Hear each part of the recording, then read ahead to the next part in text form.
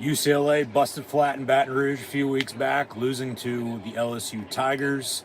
Now they'll hit the road for the first time as Big Ten Conference members, taking on the 7th-ranked blue and white Penn State Lions. These are, in fact, my live play-by-play watch-along reactions. Thanks for tuning in and watching. As always, I'm your host, Encyclopedia Sports, Quinn Luke 96. Be sure to like, follow, and subscribe on social media.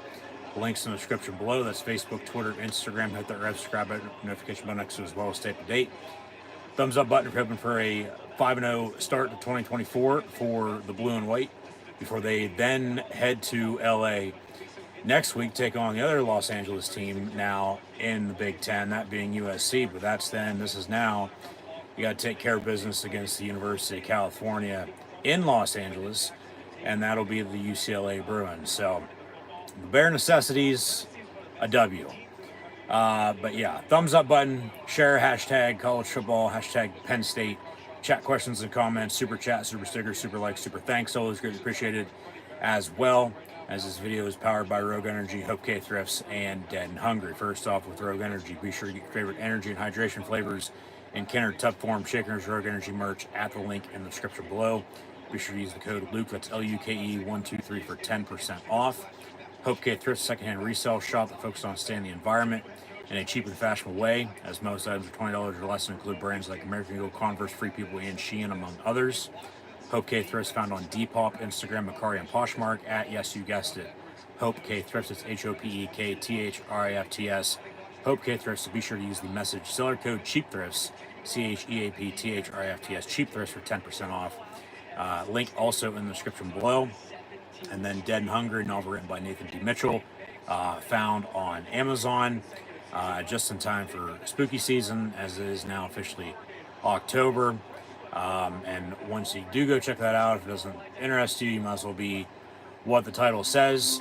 And if you haven't done so already, be sure to also scan the QR code behind me, as on this October the 5th, 2024, Penn State will host UCLA for the first time since 1967, and which will be the first overall meeting since 1968.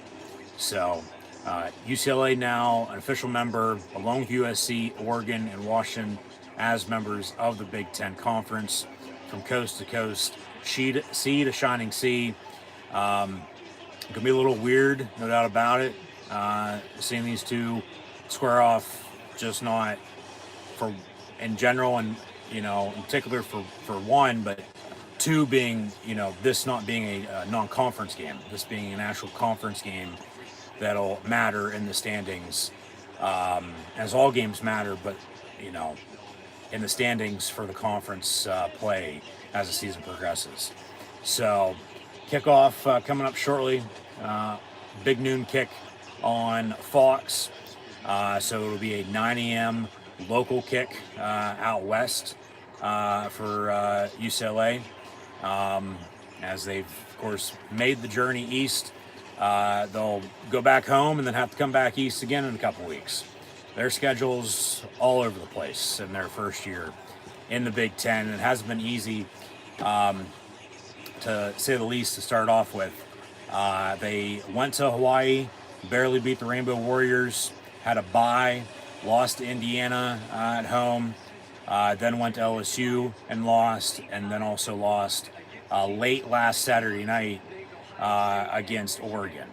And now at Penn State here today for a noon Eastern, but 9 a.m. local kick for them and all their fans waking up, and all of Nittany Nation everywhere. So good morning, good afternoon, wherever you're watching from. Of course, we are Penn State, UCLA. Welcome to the Big Ten. Should be a good game. Like I said, it's just going to be a little weird, seeing these two square off. If this is a basketball game, UCLA by a million, because Penn State's not that good in hoops. Every once in a while, every few years, they'll have a good year or so. But as we know, Penn State's a football school, and the university with academics and the other sports really does revolve around how football does. But yeah, first meeting between the two schools here since 1968. as UCLA does own the all-time series record 4-2.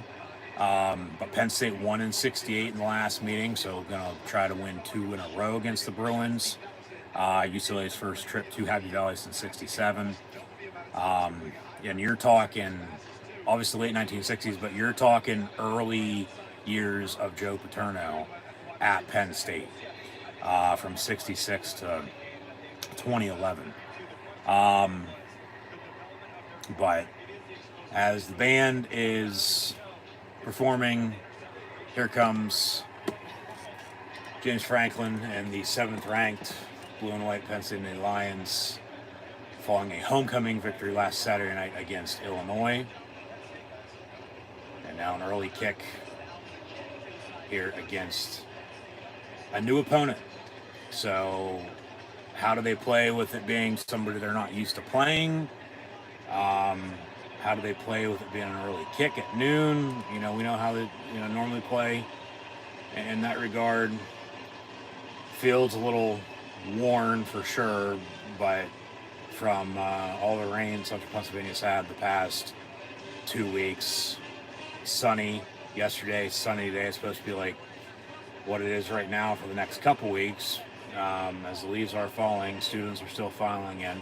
To stripe out Beaver Stadium, we'll have Gus Johnson, Joel Klatt, and Jenny Taft on the call. But then, from a night game last week to an early kick today, and all the rain, it looks worn, but it still obviously playable.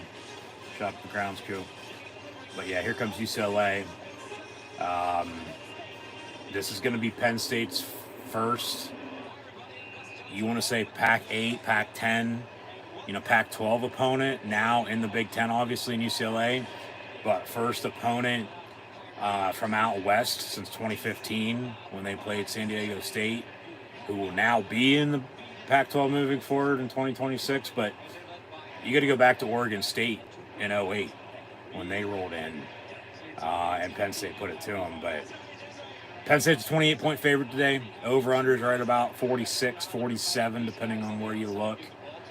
But yeah, UCLA's had it tough in their first year in the conference. Really tough 3-game stretch here as of late, but ain't going to get any easier. They're 1-3 as Deshaun Foster's in his first year. Took over for Chip Kelly late because, remember, as Ohio State was looking for an offense coordinator, they hired Bill O'Brien, former Penn State head coach, who's now at Boston College. We're going to be watching that game. They're at Virginia. He's going to try to do something he couldn't do with Penn State in 2012, and that's win down in Charlottesville. We'll also be watching Mizzou and Texas A&M and Pitt, North Carolina, I might add, with this UCLA Penn State game about to kick off. But then after OB left Columbus to take the head gig in Chestnut Hill, Ryan Day called up former friend of his, former colleague of his in Chip Kelly, the then head coach at UCLA. Hey, do you want the offense coordinator job? And Chip jumped at the opportunity, left the head coaching gig in college football to go be an offense coordinator. Not because he got fired. He just decided to leave because a lot of coaches are doing just that because they don't want to deal with NIL. So Chip Kelly's at Ohio State now, obviously, as the OC, and then Deshaun Foster, former Bruin running back, played in the NFL with the Panthers, and has been in coaching for quite a few years now as an assistant at UCLA. He's taken over. They're 1-3, probably should be 0-4, but first time starting quarterback, I might add, as well for UCLA here today too, because Ethan Garbers is out. Justin Martin will start. They, of course, would have Dante Moore, but remember, he transferred to Oregon. He played a little last night for the Ducks against Michigan State. We'll get into a recap and a preview of college football a little bit later on. As always, we'll have first half stats and scores and so on and so forth. But yeah, 7th all-time meeting, UCLA leads 4-2. First meeting since 68. First time UCLA's been in Happy Valley since 67. So obviously a long time, 55 years. But of course we are Penn State, and this is a Big Ten game. Big Ten football, UCLA, Penn State at noon. And UCLA is on kickoff, so Penn State is going to get the ball, unlike kicking off and getting the ball back to begin the second half. So we'll see how they start off. We'll get into some stats here in a minute. They're 11-5-1 all-time on October the 5th. So kick will be returned from a yard deep. And 20, 25, 27-yard line or so. Quentin Martin returns it. Set up Penn State with a 1st and 10. Aller at quarterback, obviously. Looks like Fat Man's getting the start at tailback. There's been some questions with Nick Singleton this week on whether he's going to play or not. We'll see if we see 10 at all today or not. But Penn State offensively, top 10 team, just not the ranking overall, 7th in the country. Offensive percentage with explosive plays, running game, passing attack. They're a top 10 offense right now as we sit here and begin this game in all of college football. Whereas UCLA on the flip side, they're about dead last nationally in passing defense and then third down offense and defense. So Penn State should be able to convert. 2nd and 5. Trips in a bunch near side. But yeah, they've been running with the Fat Man and Singleton. That pass incomplete near side, intended for Julian Fleming, the Ohio State transfer. But the offense has been revolving around the tight end 44, Tyler Warren. He's a Mr. Incredible do-it-all. Penn State as well from the offense special teams. They got to settle field goals. It does seem like they do have a kicking problem. So we'll see who's going to be kicking field goals, extra points. Maybe they'll have Tyler Warren do it. But 3rd and 5, Aller's pass caught, but UCLA is going to get a 3 and out. And Penn State will punt, and they'll get the ball back here a minute into the game. I mean, they did give LSU a run for their money, but just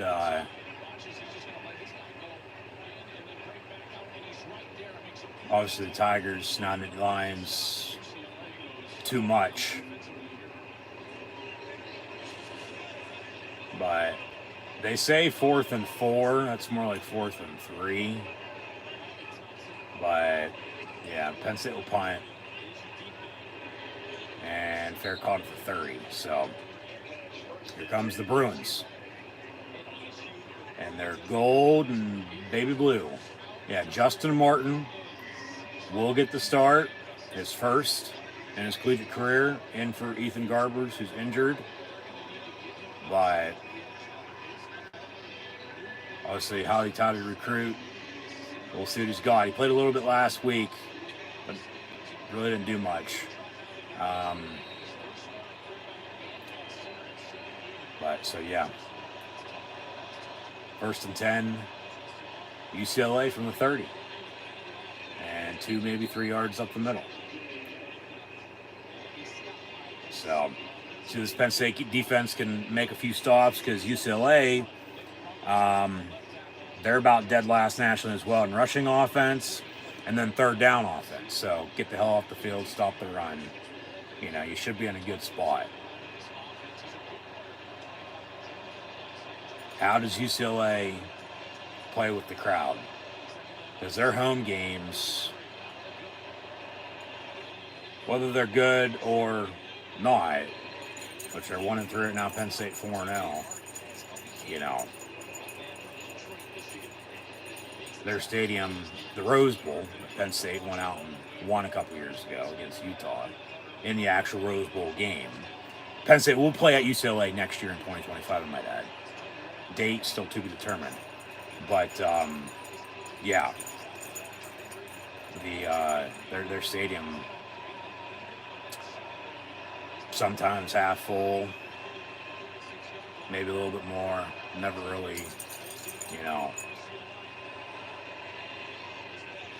sold out. They're not, winning as much as they did back in the, 70s and 80s and 90s and early 2000s. Going to Rose Bowls and winning them as much as they did. I mean, because they got a rich history, as Penn State does. I mean, these are two blue bloods, if you will, at least with the uniforms. You know, you look at the basic blues with the no names for Penn State, the white helmets, and then UCLA's got the script, logo, and just that. Whether it's the baby blue home uniforms or the white course road unis with that gold and blue, it just pops. Like, you know what it is when you see it, just like Penn State, and just like USC next week, who Penn State plays at, obviously arch rival crosstown in LA for the Bruins are the Trojans. But 2nd and 7 UCLA here from the 45. And pass far side complete, and about 2, maybe 3 yards, 3rd down. So we'll see here defensively if they can get the hell off the field. There's Eric Bieniemy, former Chiefs offense coordinator, won a few Super Bowls with KC. I thought maybe, all right, he's going to get an NFL head coaching job. Nope. And went to UCLA. There's a lot of turnover after they played their bowl game last year. 3rd and 4, and about a yard. So no decision to make here as Rojas pushes them out of bounds. Under 10 now here to play in the first quarter. 4th and short, but do they go for it? They kick a long field goal.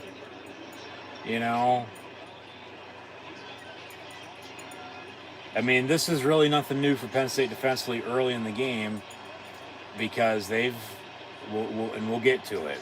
They've been a second half defense. They've only given up 9 points through 4 games total the entire second half of those 4 games. They're going to go for here on 4th and 3. Play clock winding down. They actually might take a delay game and punt.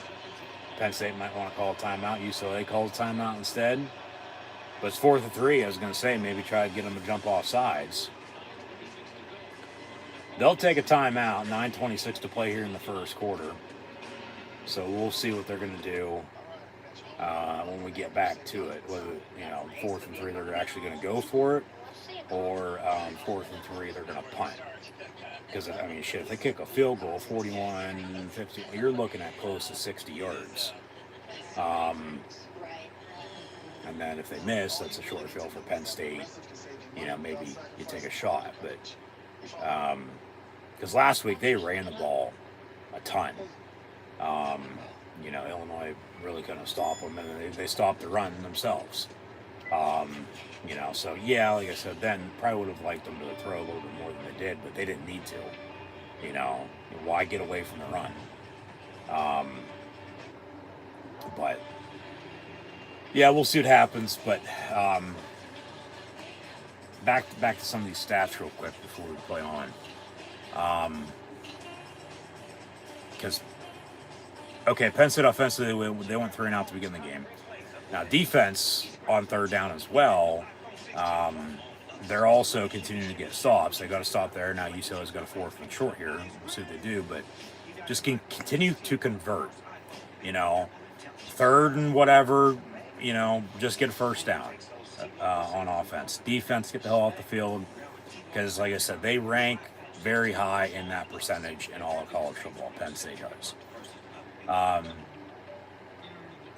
said about the Penn State defense in the second half, only given up 9 points all season so far in 3rd and 4th quarters. They've actually not given up a single point all in the 3rd quarter so far this season. Obviously, they're 4-0. They're 4-0 when they lead at the end of the third as well. But explosive plays, you know, both offensively and defensively, because they're a top 10 scoring offense and defense on top of all that. And like I said, UCLA is about dead last. About 130, 135 teams in all college football, D1 level. They're anywhere from 125 to, that 133, 134 mark. And rushing offense, passing defense, third down offense, and defense. So like I said, if Penn State can convert, they should be able to on offense, and then make stops on, defense when needed, they should be fine. So they made the flip and the split, so that's good luck, obviously. And then on defense as well, they're +4 in turnover margin through 4 games. That's 1 a game. 4th and 3, they're going to go for it. Pass caught, first down. I mean, you got to give them credit. That's ballsy. That's just wanting to try to get an edge, get a spark, get momentum on their side, and continue this drive and get some points early. Put the pressure on Penn State for you, so you got to give them credit. But yeah, Penn State defensively, just get pressure. Try to force some turnovers today, especially up against a first-time starting quarterback, and continue to stop the run. So we'll see, but tight end in motion. 1st and 10 from the 32. And fake the give, roll out. And pass incomplete. Unless they say catching a fumble and Penn State has it on the return. They didn't blow it dead. Out past midfield on the return. First down Nittany Lions, it looks like. Now we've got a flag on the play.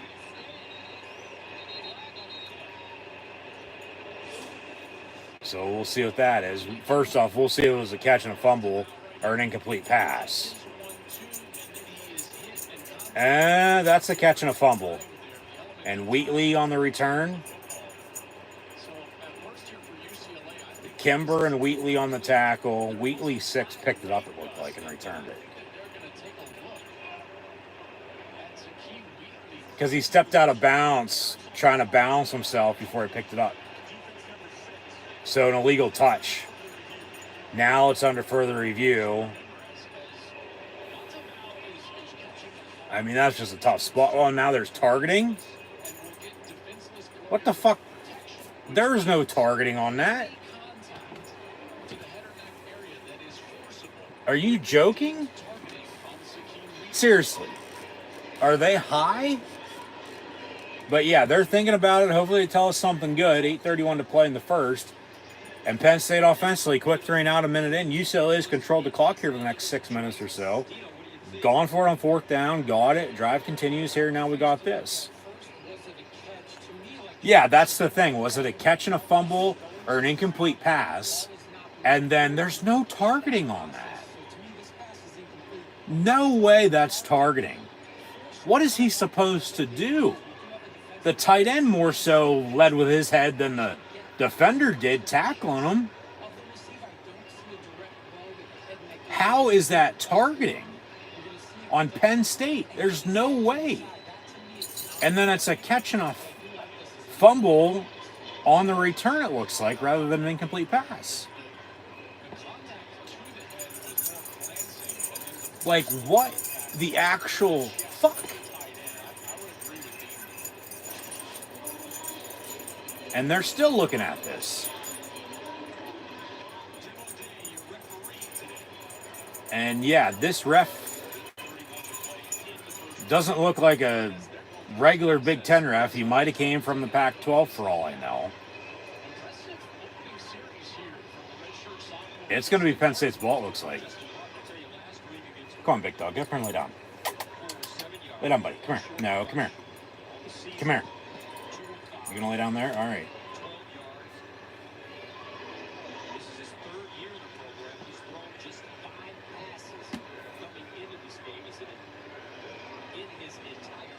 It looked like Penn State was celebrating defensively that the call was going to go their way.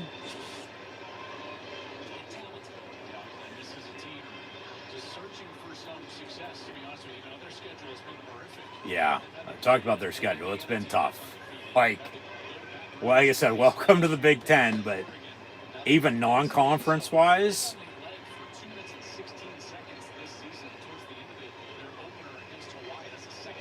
or in conference play for that matter, like, yeah. What's the call? Yeah, there's no foul for targeting. It's incomplete, no catch and fumble. So UCLA maintains the ball, maintains possession. Second down, third down, what is it? Catch, 1, 2, ball's out. That's a catch and a fumble. And a return by Penn State, but then they probably would have got him on an illegal touch right there. So it would have been a dead ball. They say incomplete. All right, whatever. We play on. 2nd and 10 is what it is.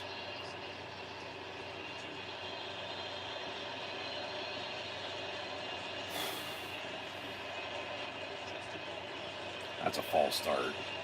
Handoff on a draw, about 5 yards or so up the middle. So they're at least going to get a field goal out of this drive, it looks like.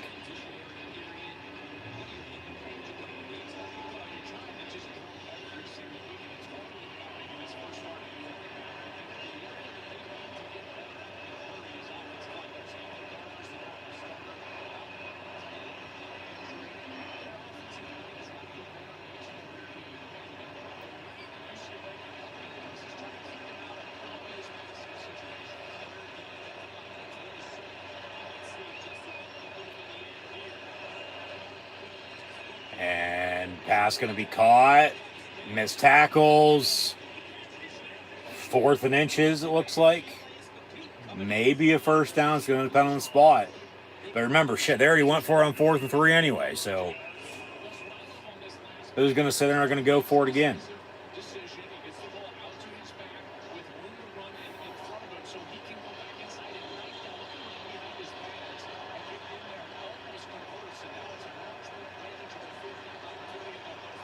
So they're going to go for it again. They say 4th and a yard. And they stuff them. No gain. Turnover on downs. Penn State ball. And UCLA might have just left 3 points off the board. So there's momentum for you. Even though they let them drive, they gave up time. Give up 1 4th down, not the second. Call didn't go their way, but then they get a stop. So now let's see what the offense can do. So obviously still established a run game. Aller's going to have to make some plays. You know, last week compared to the other games so far this season, yeah, stat-wise, it doesn't compare because they didn't throw the ball as much. But obviously, get Tyler Warren the ball, but if not, somebody steps up behind them, whether that's at tight end, whether that's at receiver. They still need somebody to step up at wide receiver, for that matter, behind Harrison Walls, whether that's Julian Fleming, whether that's Omari Evans, you know, so on and so forth. They have depth, you know, but it starts up front. Offensive line, defensive line, they get a stop there on 4th and short. And like I said, UCLA might have just left 3 points off the board, so we'll see if that comes back and bites them in the ass or not. But, yeah, so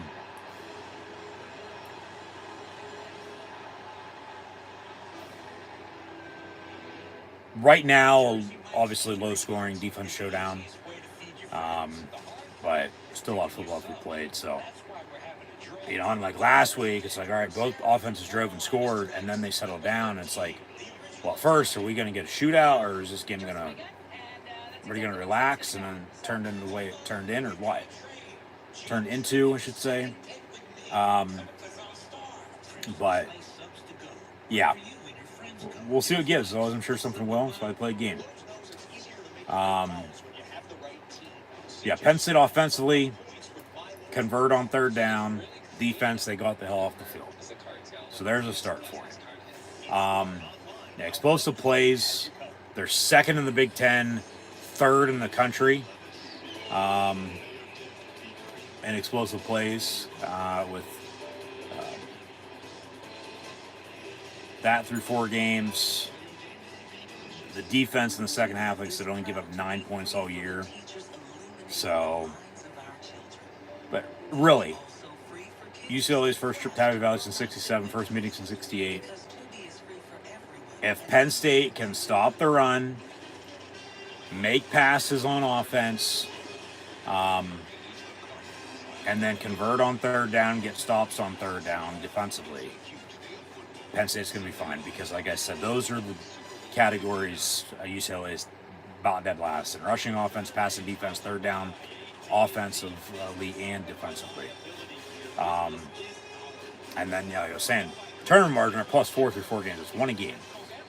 Obviously, couldn't get it on there. They got turnover downs though, so I mean that counts. Here's some old highlights, some old images of previous meetings with UCLA and Penn State. But Penn State overall today, clean up the penalties. Okay, they've been shooting themselves in the foot way too damn much. Corbula in at quarterback. Clifford in motion. Obviously, Aller's out there as well. They'll hand off to the fat man. And he's going to push for 11 yards, first down in the line. So, let's work the sticks. Get a drive going. And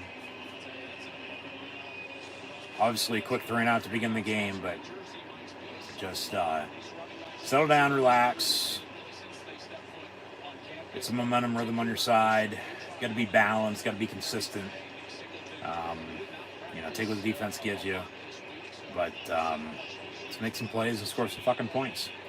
1st and 10. Obviously, yeah, I would like him to take a couple shots today. Warren on a designed run for about 5 yards or so up the middle. Yeah, they're getting him involved. Obviously, he's a tight end. He's going to block. But he's a tight end. He's going to catch as well. But in the run game, pass game a couple weeks ago, like I said, put him out there on defense. Have him kick if you need to. Quentin Martin on the reception near side. I don't think Singleton's playing. I don't. But this is also Quentin Martin's first game. He still could be the 3rd running back because Cam Wallace is hurt. But so they can play him in up to 4 games, this being the first, and still redshirt him this year. Trips far side.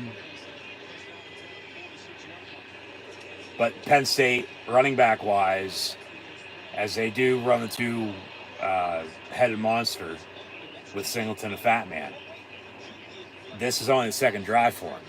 They do like to run 2 series with 1 running back, and then they switch to 2 more for the other. Then they're rotating in the 3rd back as well. So, like I said, that normally would be Cam Wallace. He's hurt. Quentin Martin in. That pass incomplete. 10 for Fleming. But from the 46, Warren in motion, 2nd and 10. Aller. They'll hand off, but Fat Man goes nowhere. So 3rd and 10. So another quick drive, and it's like, man, can right now they do anything? And not much, but it's early. It's one of those noon games. It's a slow start for them. It's just going to take them some time to get going. They got to wake up.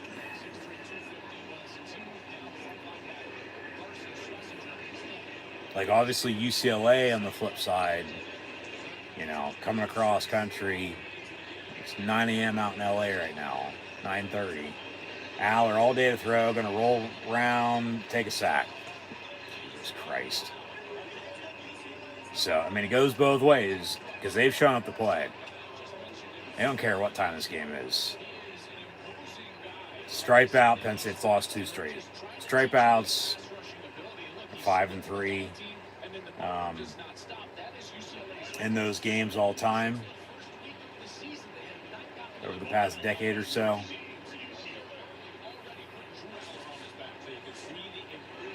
And now Penn State will punt again.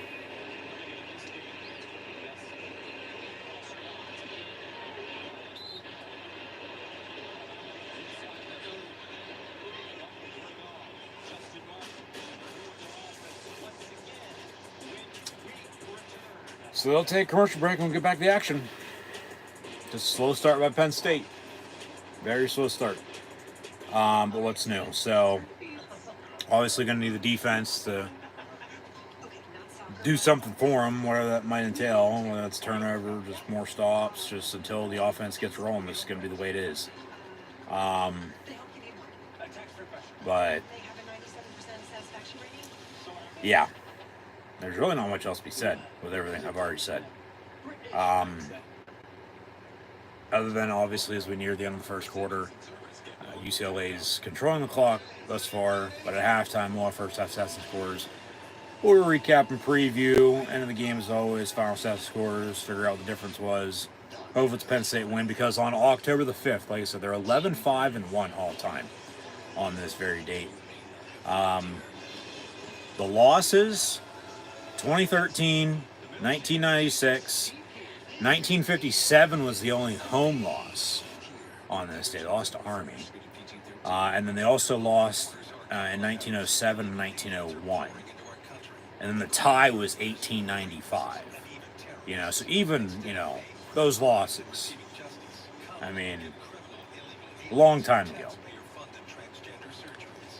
And then obviously wins in the other years, because they're used to playing, early October, even though they haven't played this very weekend the past 2 years, because they've had bye weeks early October the past 2 years in 2022 and 2023.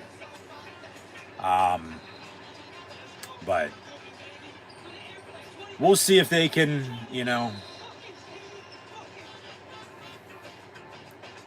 just figure something out before it gets too late, Like I said, the bare necessities today against the UCLA Bruins is just to get a W. All right? And, from Black Bears to Brown Bears to Grizzly Bears. And a ton more Bears, from TV shows to movies to the one in your backyard right now that's getting into your garbage and everything else. Just, you got momentum at 4-0. You don't want to be looking ahead, even though it seems like they are. Do they realize they're not playing USC right now? They're playing UCLA, and still got to take care of business first off. But it's a noon game. It's just one of those slow starts for them. This is nothing new. This is how it normally is. I'm not surprised one bit. I'm not. But yeah, you could go Bear in the Big Blue House, Care Bears, Cocaine Bears, Corduroy, for God's sakes. Even Little Bear and Fozzie Bear, Paddington. Obviously, only you can prevent wildfires. Smokey the Bear. You got Ted, Bernstein Bears, Winnie the Pooh, Yogi Bear. But we'll see if Penn State can beat Davy Crockett, because we all know he killed a bar when he was only 3. 1st and 10 for UCLA. 2nd down and 5 coming up. But, yeah. We'll see if this defense can get them a stop and maybe a turnover or two and get some points off of it. And they can get the run game going offensively, and Aller's making some plays. And special teams is what I'd like to see step the hell up, because they have no return game whatsoever. None. But defense is Penn State defense. So, boom. Never saw him. Did not see him at all. Denied Dennis Sutton off the edge. He looked to have motioned off the line right before they snapped it. Yeah. And then just unblocked, boom, off the blind side. And they say pass incomplete.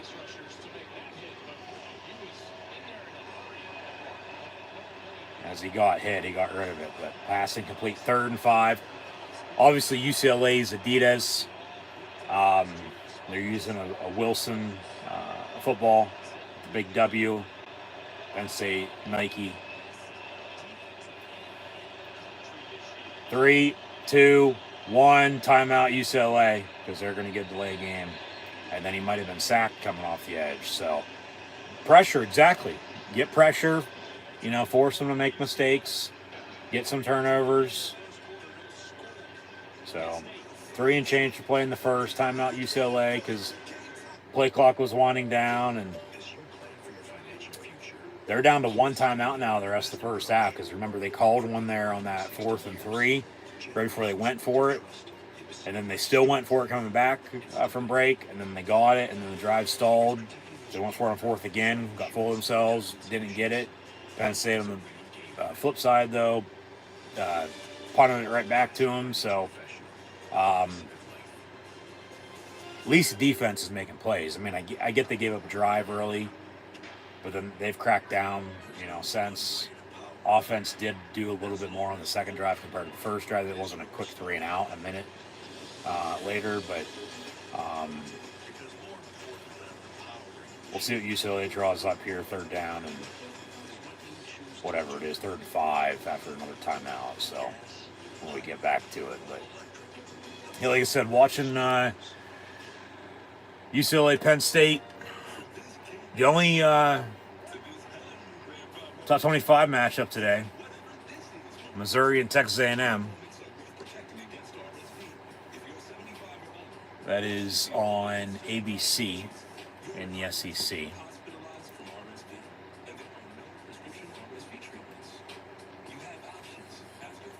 Get that situated.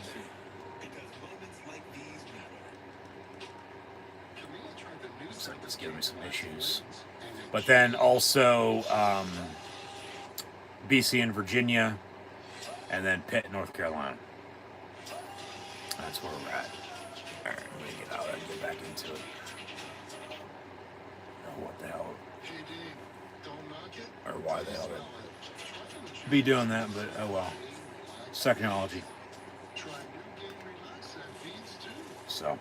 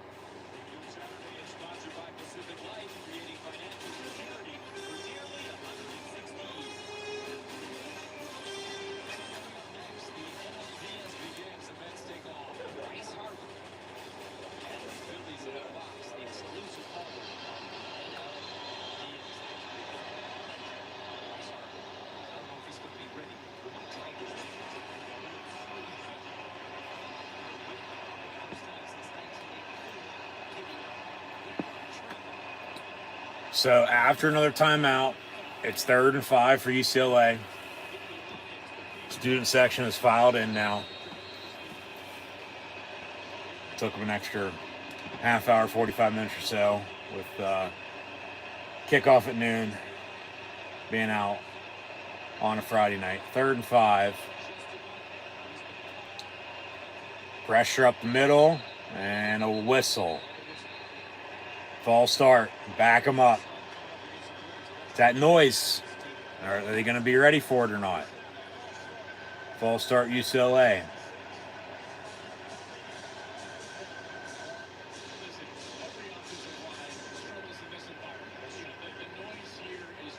Yep. That's something new.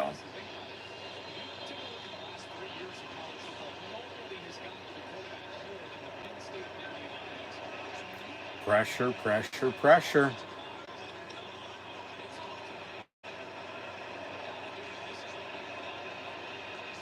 Come on, defense. 3rd and 10. From the 24. Get the ball back with some decent field. Pass complete. 1st down, out past the 40 for a pickup of 20. Yeah, just poised.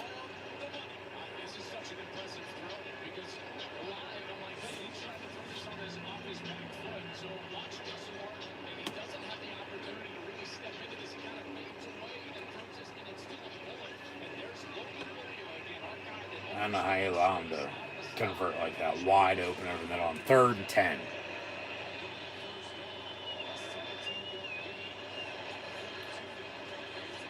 Handoff. Yeah, nothing.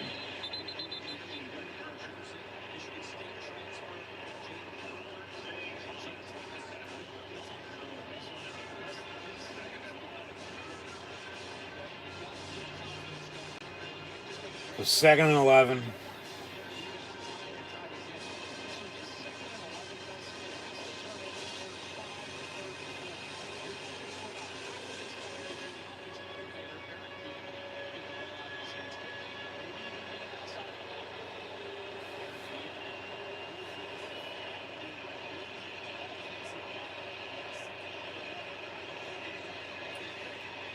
Screen caught, and Rojas with a shoestring tackle.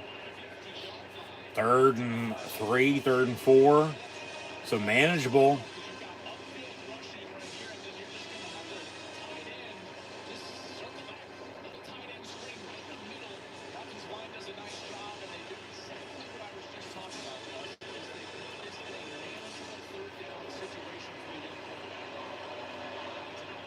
Third and 3. 1-2-1 and counting to play in the first.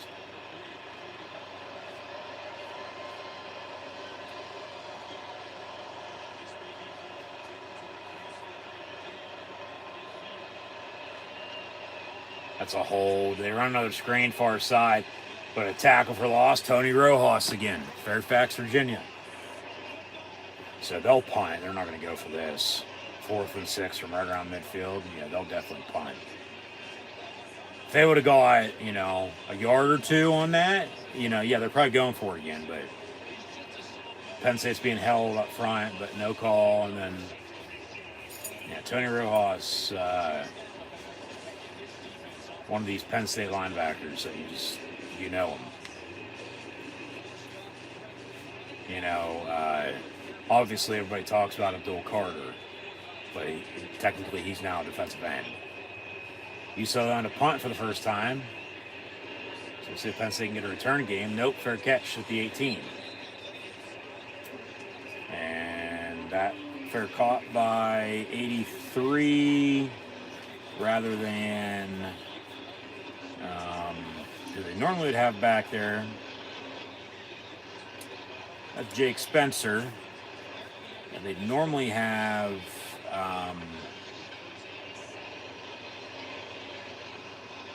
what's his name?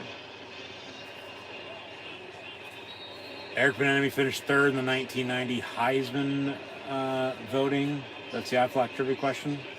Who was what? I missed the last part. 1st and 10 from the 18. Penn State on the final play of the first quarter, probably handoff to the fat man, Katron Allen. So yeah, he's playing a lot. Doesn't seem like we're getting any Nick Singleton today, at least here early. And if he's not playing early, he probably ain't playing at all today. Especially when they're already throwing Quentin Martin in and having him play for the first time this season. Obviously, he can still play in up to 4 games in redshirt. So 0-0 at the end of 1. Penn State ball when we come back. So.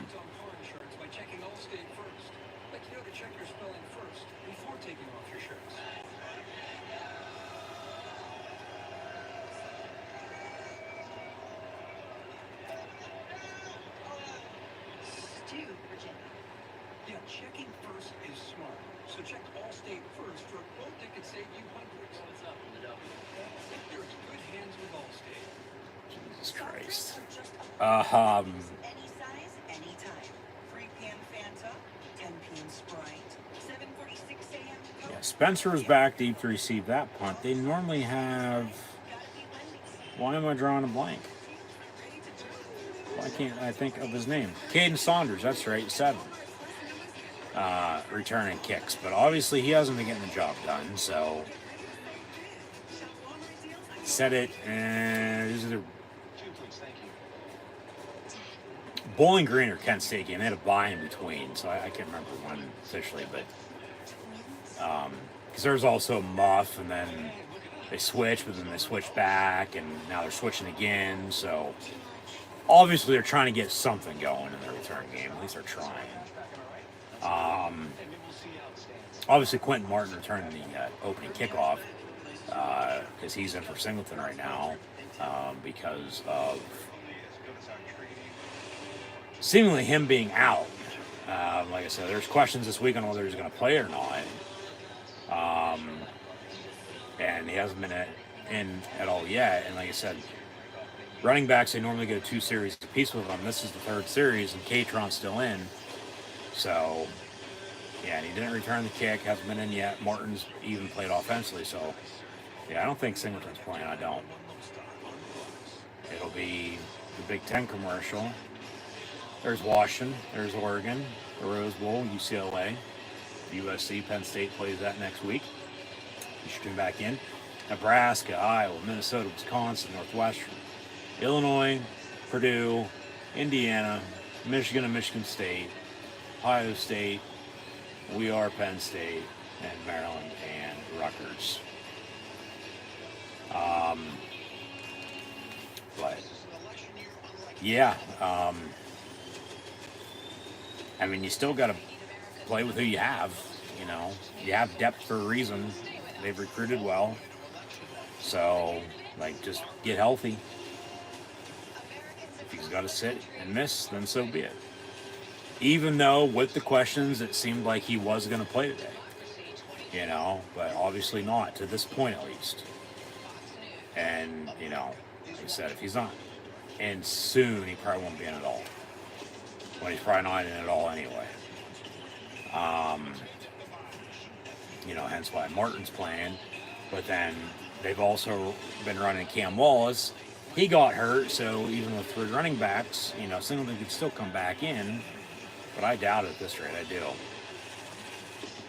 Because they're running Martin as the 2 with Katron. So, yeah. But obviously, offensively, they still got to make plays regardless of who's playing. Because shit, I mean, they run a 2-quarterback system with Aller and Pabula at times. They need somebody to step up at receiver and obviously behind Tyler Warren at tight end too. But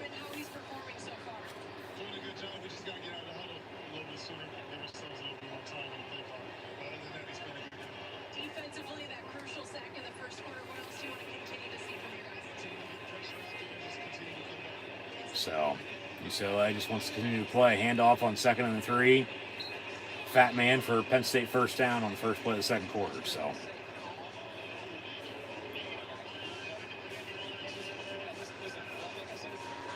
they do start to hum when they go hurry up, which they're trying to go hurry up here. They're a little slower than they wanted to, but handoff Fat Man, he loses 2 yards. So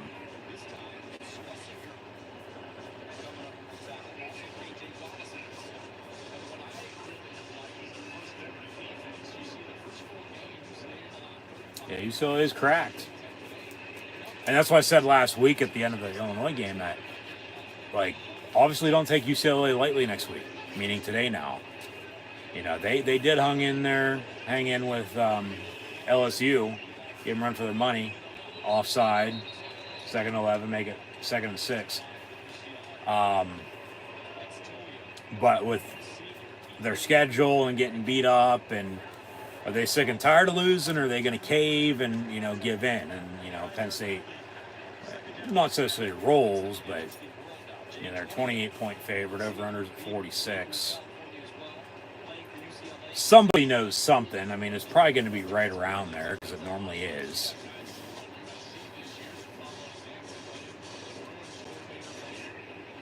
But 2nd and 6, now they'll motion. Jesus Christ. All right. Pabula, quarterback keeper, and going to be 3rd and a yard as he gets pushed out of bounds. All right. You know, it's out of the gun with Aller, and they all did a little spin and came near side, and then Pabula was near side, went to the shotgun and faked the give, and as Dinkins is in motion, 3rd and a yard here, see if they can convert. But then, yeah, faked the give and kept it for himself and got 5 yards. So 3rd and a yard. Just get a first down. They do need a spark, but just get a first down. Handoff, Fat Man. Katron Allen lowers the shoulder. First down, but yeah, there's a flag on the play. Looked like it came from the secondary, though. So we'll see if that's a defensive hold. Now they say holding on Penn State. That's on Nick Dawkins. Yep. So 3rd and 11, back to right where they just were before, then the offside, and then the 3rd and 1. Jesus Christ, these fucking penalties.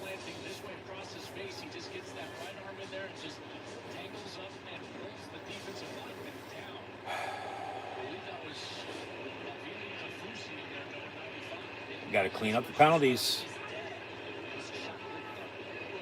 From the 29, 3rd and 11.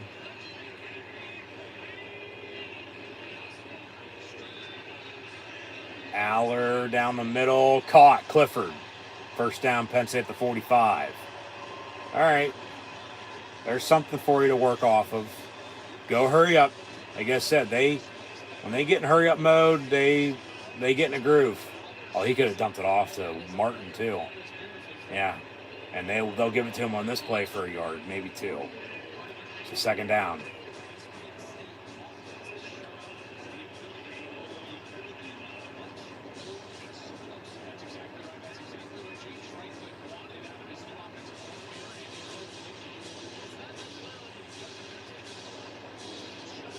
So they're in UCLA territory. We'll see if they can get points here.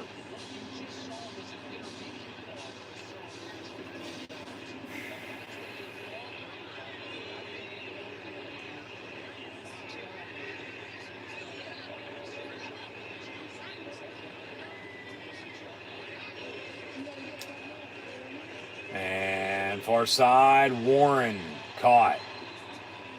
And he goes down deep out of bounds.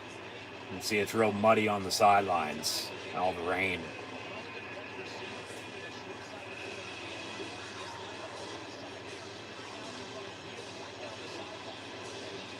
Catch it? Yep.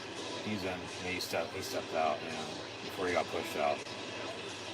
So mark it at the 29, 1st and 10.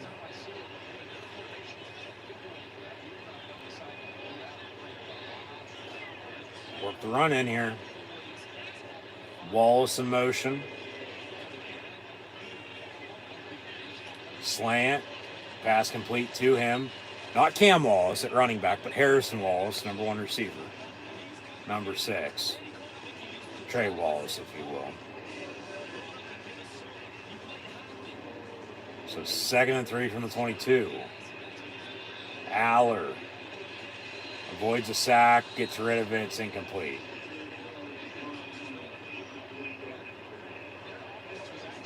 So 3rd and 3.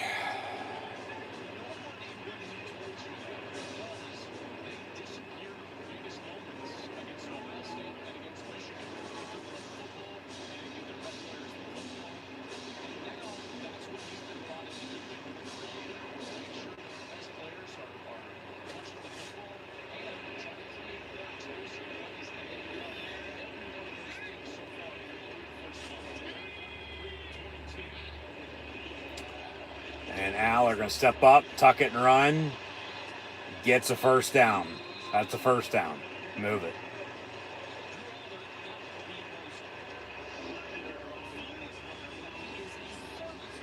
That's a first down.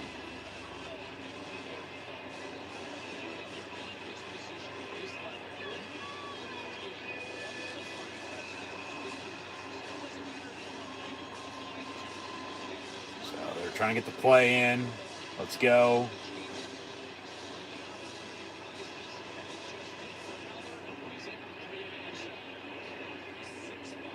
So out of the pistol from the 19, they're in the red zone for the first time today. Oos in motion. Oh, boom, big fucking block. And then they ran it the other way. There's your spark. Crowd loves it. He just Knocked him into next week. Boom. See ya. That'll be on a highlight reel. Get the hell out of my way. Vegaillon.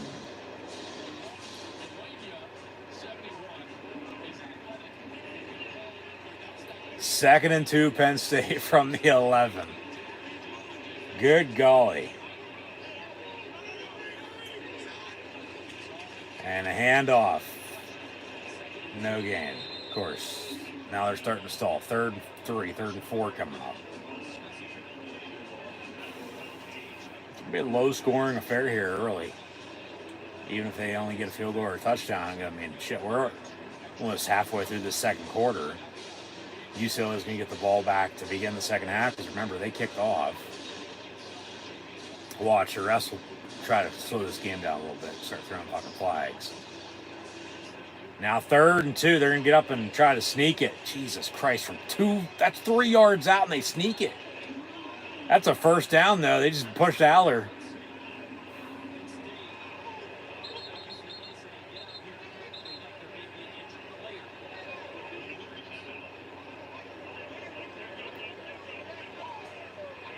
Now we got an injury. So there's your timeout. Hopefully he's okay, but looks to be 1st and goal now, Penn State. That was an interesting decision to sneak it from what? A good 2.5, 3 yards out. Just, I get you got the power up front, you know, they pushed and Aller's a big guy, no doubt about it. Yeah, get up there and sneak it, but you don't see teams sneaking it on like 3rd and 3. You know, they might run a toss or, you know, just run it up the middle or try to run some play action or something, but not a sneak. Not on 3rd and 3. 3rd and yard, yeah. But go back to Vegaillon. They lined him up in the slot. They did this last week too. And he had a good block then too, but this one was better for sure, no doubt about it.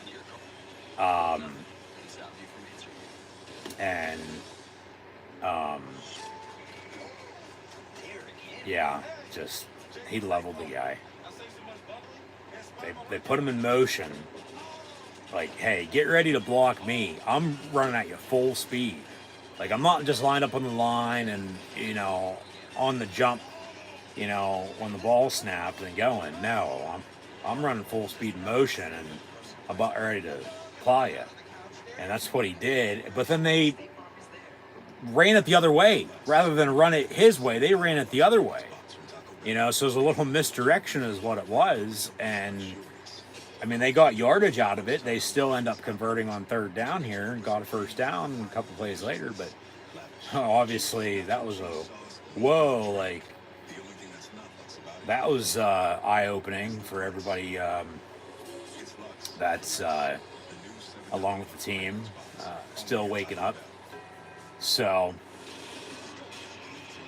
see if they can score some points here, you know. At least get a field goal out of this because UCLA didn't even kick it when they went for it on their opening drive. Got a 4th down, went for it on 4th down again, but didn't get it. Very easily could have got 3 points there. I mean, the Penn State ties it at 3. There you go. But this is a good graphic. Yeah, a blizzard on the Zamboni. Yeah. So 8:25 to play here in the first half, second quarter.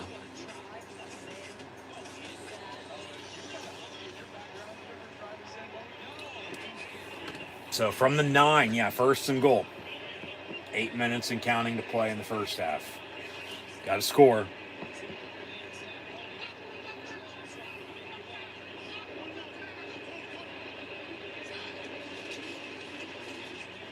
Handoff and Fat Man to the 3.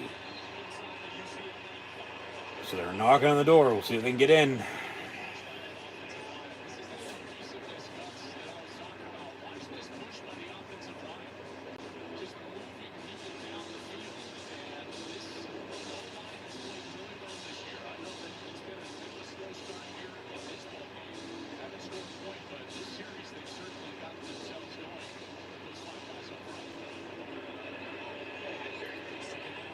So they'll motion out of the gun and motion into this with Vega, in motion, and boom, lowering the shoulder, and not as big of a block, but still got the job done, because for maybe a yard or two, 3rd and goal at the 1 now for Penn State. Yeah, Fat Man's getting the workload today. There's no Singleton.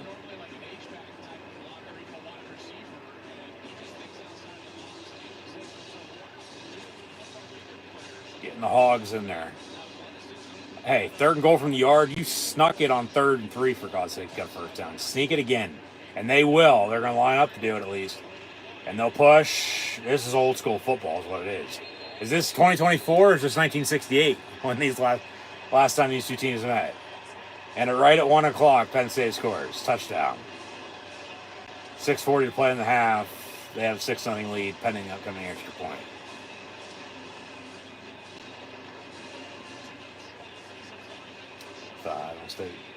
Five State. Roll line, roll. They hit the line, that's for damn sure, and they fucking scored. So, touchdown to the Lions. A&M's up 17-0 on Mizzou. BC 14-3 at Virginia. And Pitt's leading Carolina 10-7. Oh, come on. They're going to fucking look at that. That's a touchdown. What is there to look at? You got to find instant evidence to return it. You're not going to have it. It's going to be a touchdown. It's going to stand as called. And then we'll see who's kicking the extra point. Field goals for Penn State today. But yeah, they're thinking about it once again. Hopefully they tell us something good. Aretha, Shaka. They said, what is this, 1968 or 2024? Penn State, UCLA, just old school smash mouth football up front. That's a touchdown. Stands. Thank you.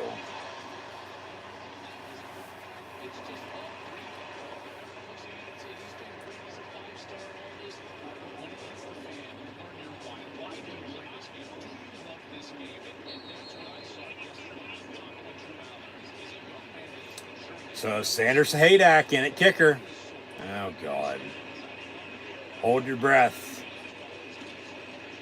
Kicks up and good. All right, 7-0 Penn State. We'll update some stats now that we got something.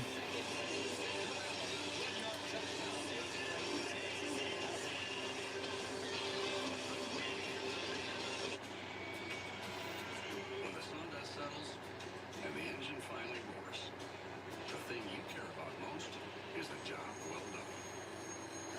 But when you get your tools from Harbor Freight, something about the job feels a little different. Your wallet. Because we believe no matter what you're working on, you need high-quality tools at a great price. And that's what we're all about. Justin Martin for UCLA, not playing that bad. 9 of 11, 59 yards. They have 6 carries, 13 yards rushing as a team. Drew Aller, 5 of 8, 57 yards. Passing, Katron Allen, 10 carries, 43 yards. Aller, quarterback sneak on the touchdown. Liam Clifford has a catch of 26 yards. Warren, 1 for 15. Wallace, 1 for 7. Quentin Martin right now in for Singleton, 1 of 6. Omari Evans, 1 of 3. Rojas with 6 total tackles, including 1 for loss. They have 3 of those as a team so far.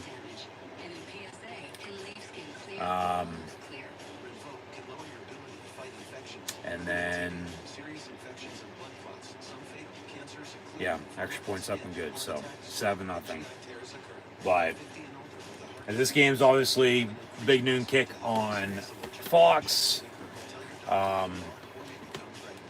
We're also, as mentioned, watching Missouri and Texas A&M on ABC, the SEC.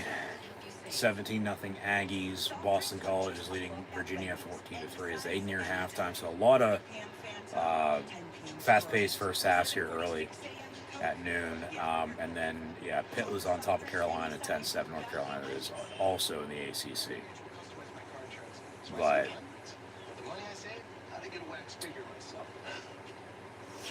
I'm sure this game is, so we'll go back from this commercial break shortly.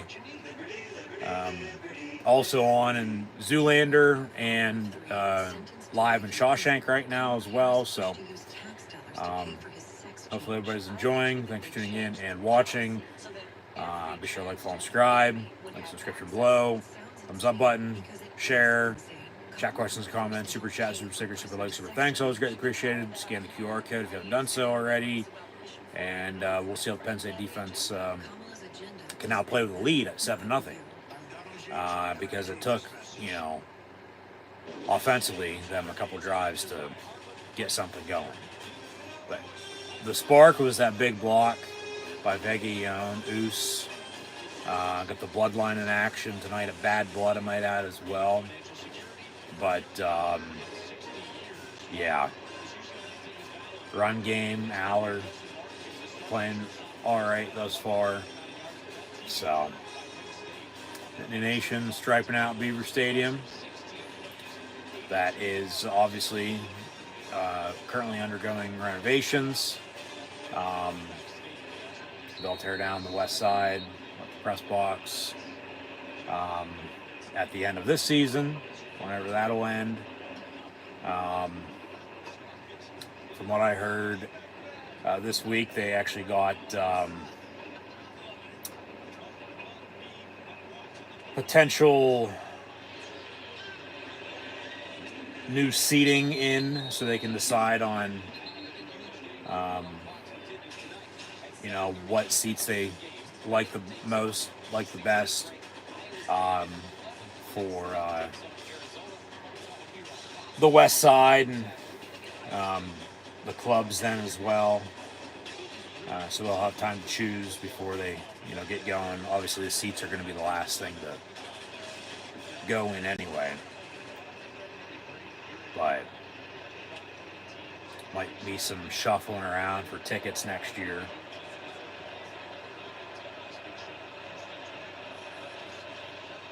But 1st and 10 UCLA for 4 yards up the middle, 2nd down. But Eric Bieniemy finished 3rd in the 1990 Heisman voting. Who finished 1st and 2nd? In 90? Well, Desmond won in 91. So Ty Detmer won it. And then Ismail at Notre Dame finished ahead of him. And Penn State BYU, I believe, played 90, if I'm not mistaken. But now they're playing UCLA.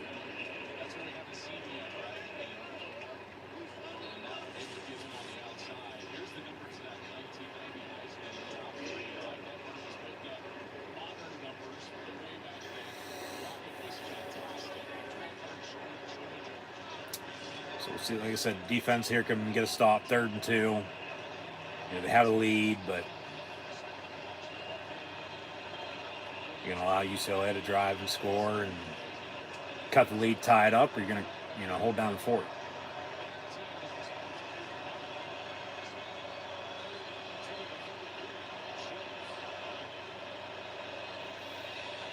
Pass complete, 1st down, of course.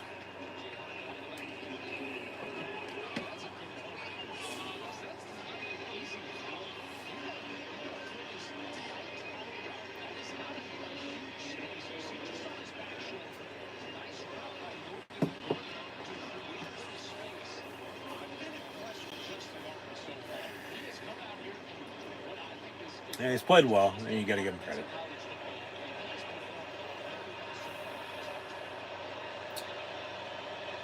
First and 10 from the 37. Man, that's a hold if I've ever seen one. Oh my God. What a catch. And down the near sideline, they push him out of bounds to the 10. DeJuan Lane with the tackle. But one, there should have been a holding. They didn't call.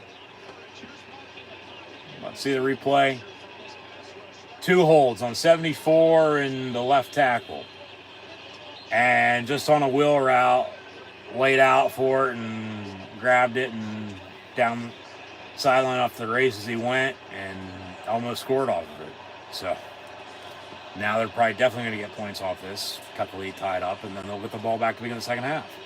And Penn State's going to be in trouble in the second half, but Penn State defense in the second half, they're going to get up 9 points. They've really cracked down defensively in the second half. They have. So we'll see if, same thing goes or not here today. But second down.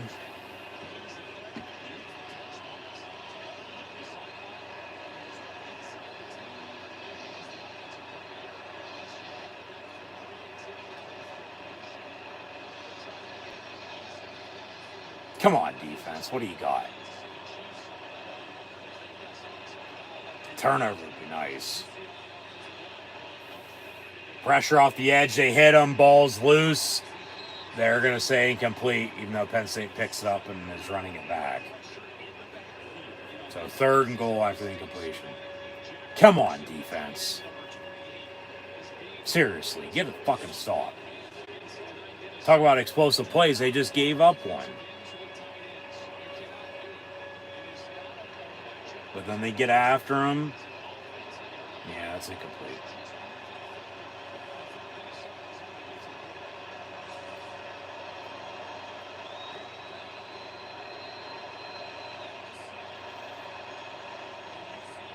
So 3rd and goal. They have a timeout. Down 7. That's on hold. Oh my God. Call it. Throw the fucking flag. How much holding are they going to get away with? No gain on the play. 4th and goal. We'll see if they go for it or they're going to kick it. They're going to kick it. They probably should have kicked it earlier, too. They'd already have a field goal. You have another one here. You're only down a point if you make both of them at 7-6 rather than down 4 at 7-3. If he makes this one.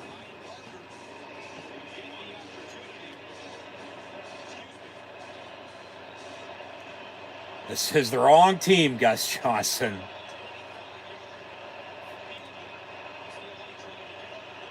And kicks up in good for UCLA.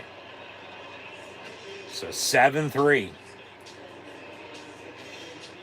All right, Penn State's going to get the ball back, up 4. 7-3 with 2:51 to play in the half. Got 3 timeouts in their pocket. Go get some points before halftime. Field goal, touchdown, I'll take it. 10-3, 14-3 lead at half. UCLA's getting the ball back at the beginning of the second half. So, you get a field goal out of it, they can tie at 10. You cut the lead at 10-6. You score a touchdown, you're up 14-3. Yeah, they can cut it at 14-6. It's a 1-score game, down 8. They score, they're down 4. It's a 1-score game, mid-third quarter. So,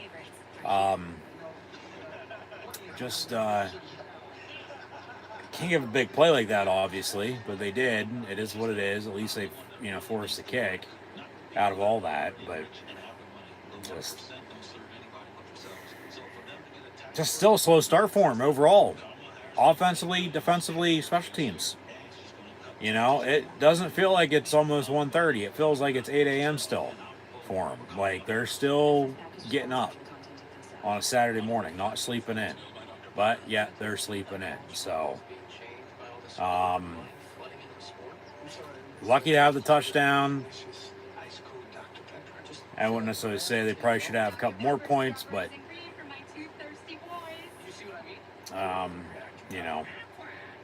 got a turnover on downs early, ended up forcing a punt, forced a field goal.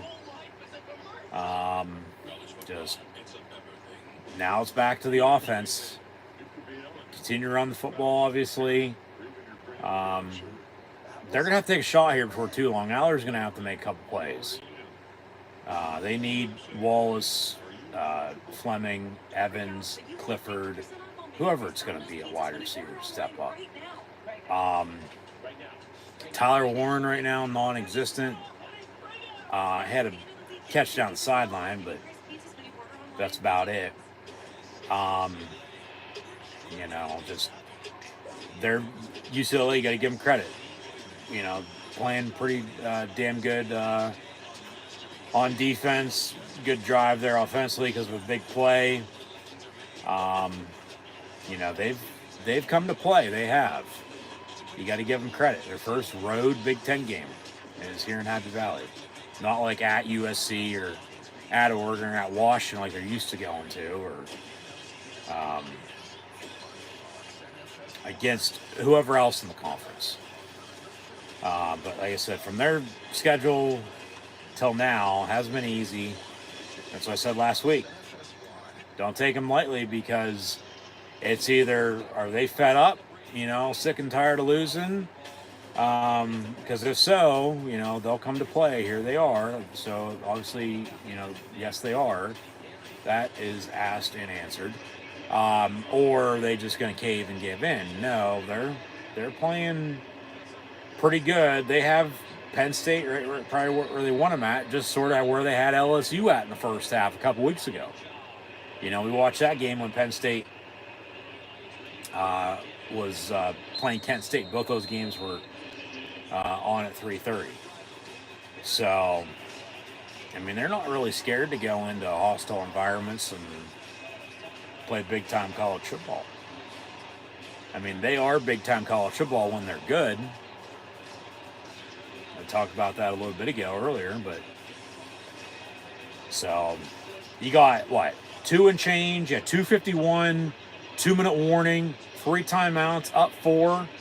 Go get some points here before half, because you're not going to get the ball back until, mid-third quarter sometime, because UCLA kicked off and you got the ball. So they'll get the ball to begin the second half. Aller, far side, incomplete. Jesus Christ, catch the ball. Mari Evans on the target, but just frustrating. A very slow start. I'm getting fucking tired watching it. Like, literally, fall asleep tired. Not because I'm pissed off, just tiring. There's really not a hell of a lot going on. Like I said, the spark was that block, and then that, led them to continue to drive and, score last time. So we'll see what they do here. Sidearm, pass complete, Dinkins. And he gets to the 31. So 3rd and 4. Yeah.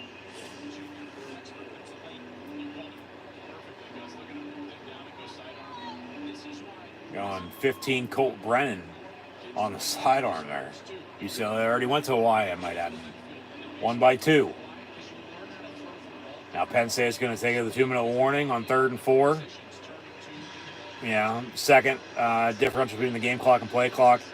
Play it safe. You don't want to give them an extra timeout at 2 minutes if you don't convert, because they only have 1 timeout left. So 2 minutes to play. Penn State leads. UCLA 7-3 here as we near halftime. So convert, get a 3rd down and 4 to 5, 6, 7, 8 yard pickup for a 1st and 10. Just continue the drive. Convert. Talked about it earlier with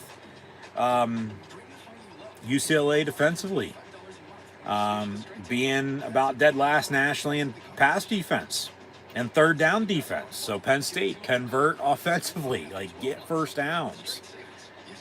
Just move the football. But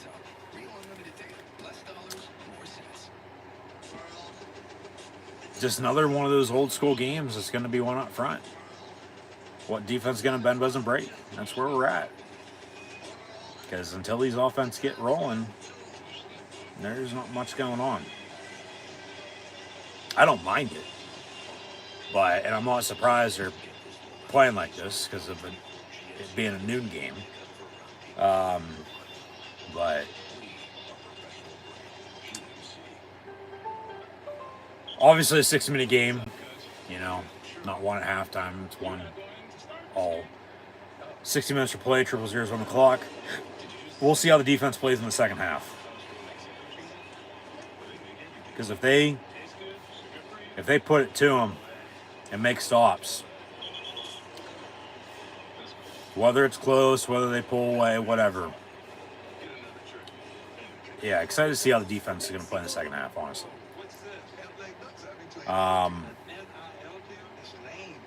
But that's just where we're at. And from Ethan Garber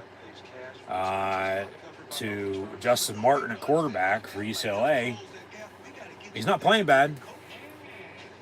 I mean, thought maybe they're going to have to go to Gibbs from NCIS, for God's sakes, Mark Arman, to suit back up for the Bruins like he did a short time after these teams last met. But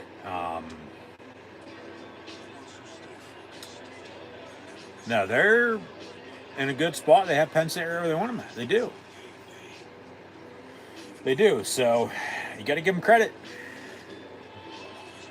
Penn State needs to wake up. They need another, talking to at halftime.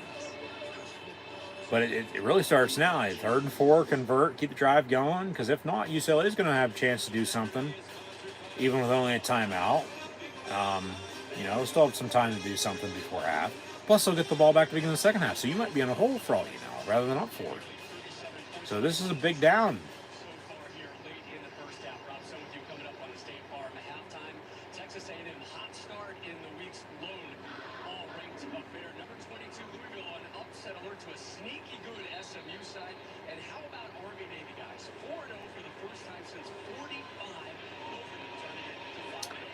So 3rd and 4 from the 31.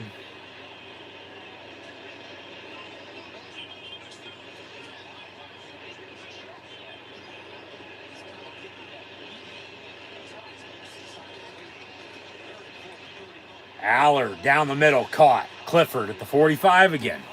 There you go. He's wide open down the middle.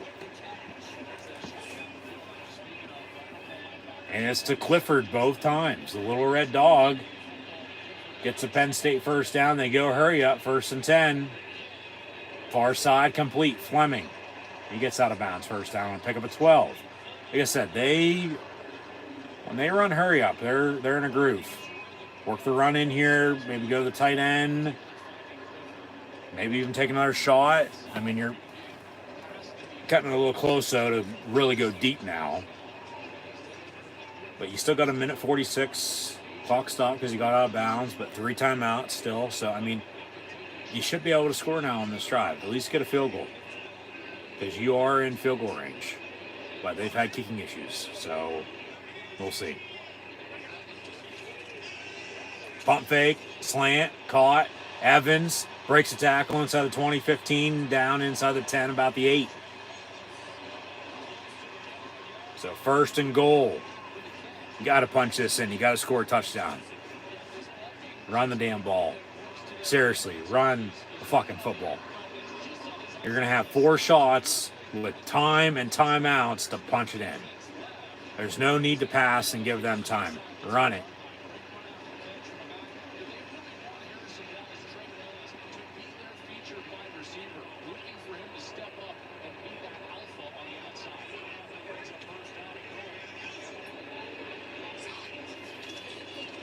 So handoff, Fat Man to about the 5, 2nd and goal. Run it again. Maybe go to the tight end here in the back corner of the end zone.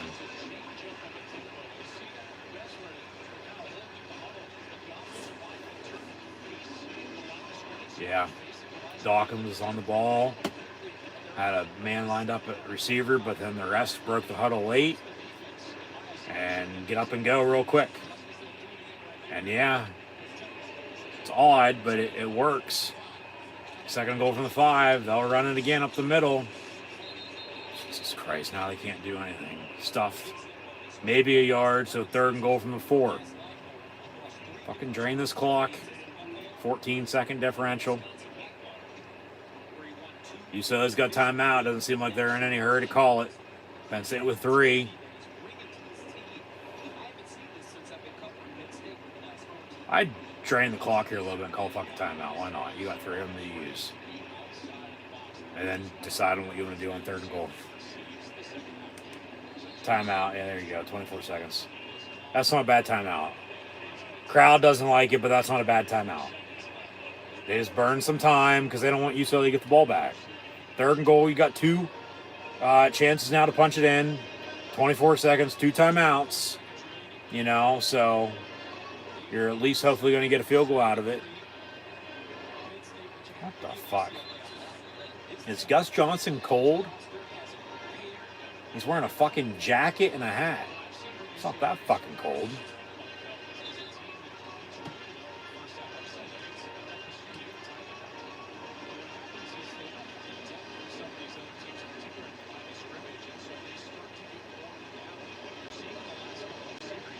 Third and goal. Penn State ball to 5. Punch it in. Trips in a bunch, top of your screen. Warren in motion in the slot. And they go to him. He's wide open. Touchdown. They ran a little pick route to the far side. Or a rub route, if you will. So, we are Penn State 13-3. Extra point to come.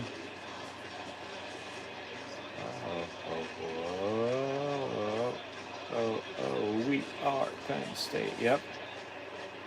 So, get the tight end involved in the red zone. There you go.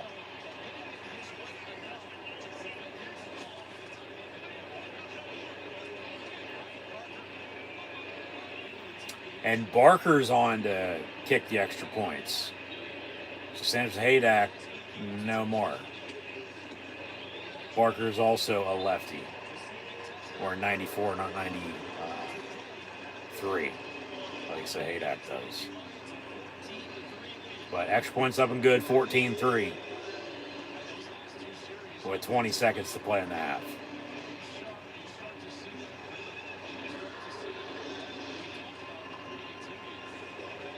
So, he's everywhere.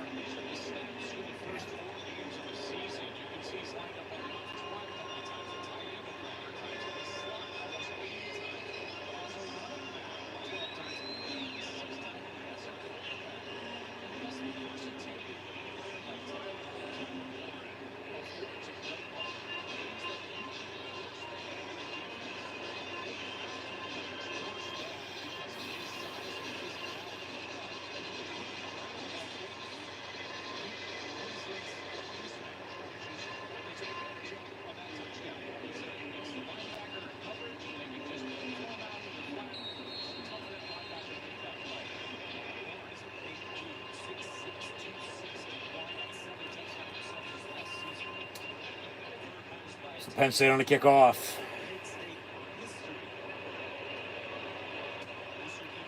Jesus Christ. Knuckleballed it. And luckily it's going to roll into the end zone for a touchback.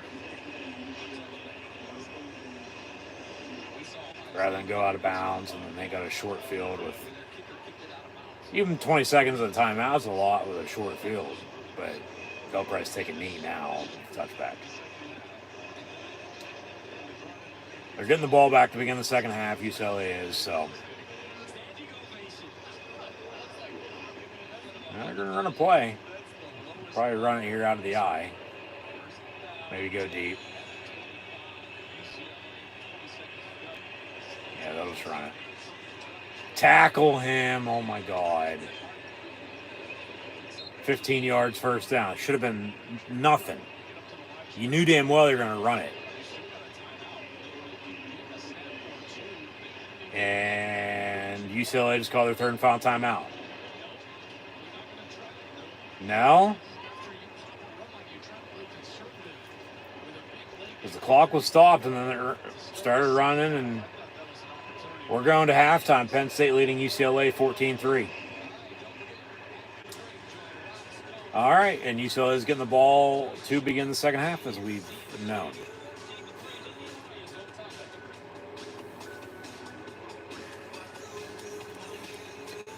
Tiring first half to watch, for sure, no doubt about it.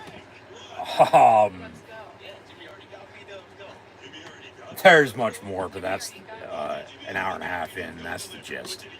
Here's your stats. Justin Martin, 11 of 14, 116 yards in for Ethan Garbers. They have 11 carries, 38 yards, rushing as a team. Harden is leading the team in rushing and receiving with 6 of 28 and 4 of 58, respectively. They have a field goal from 25 yards out to cut it to 4 at 7-3, but then Penn State responds And on back-to-back drives, they've now scored 2 touchdowns. So they're starting to find some rhythm, get some momentum on their side.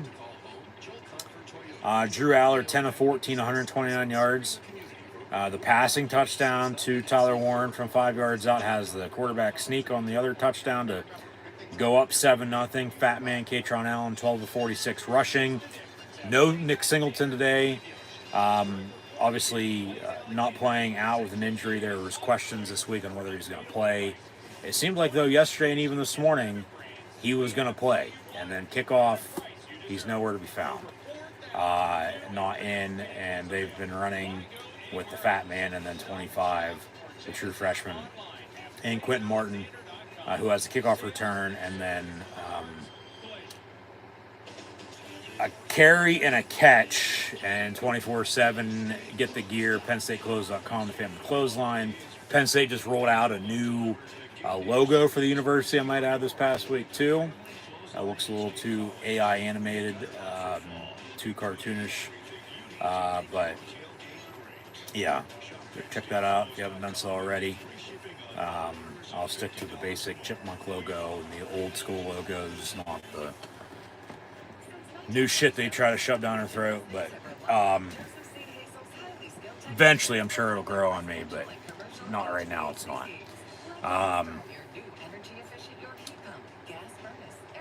So yeah, Fat Man, 12-46 rushing, a rushing touchdown, but it's not the 1-2 punch they normally have at tailback because Singleton not playing today. But Liam Clifford's had 2 big catches, 50 yards total. Both for about 25, 26 yards, and both to the UCLA 45-yard line down the middle. So we'll see if third time's a charm, maybe for a touchdown later on tonight. Harrison Wallace, 2 of 32. Tyler Warren has 2 catches, 20 yards, and that touchdown to go up 14-3. That was a big drive, big third down they converted. Drive continued on back-to-back drives now. They've scored. But to get points before halftime when UCLA is going to get the ball to begin the second half, up 7-3, maybe 10-3, 14-3. It is 14-3. Put the pressure on them. Defensively, Rojas still leading the team in total tackles. They have 3 tackles for loss. They're getting to the quarterback, but not enough pressure. No turnovers yet. But, it's still only halftime. But like I said early, the Penn State defense second half, watch out for them, because that's when they've cracked down. And from a slow start to a fast start, regardless, they've cracked down in the second half, and they've only given up 9 points the whole entire second half through 4 games. From West Virginia to Bowling Green to Kent State to Illinois, 9 points through 4 games in the second half, with 0 combined total between those 4 schools in the third quarter. They have not given up a single point at all in the third quarter of play thus far this season. So we'll see how the defense plays this second half. Overall team stats.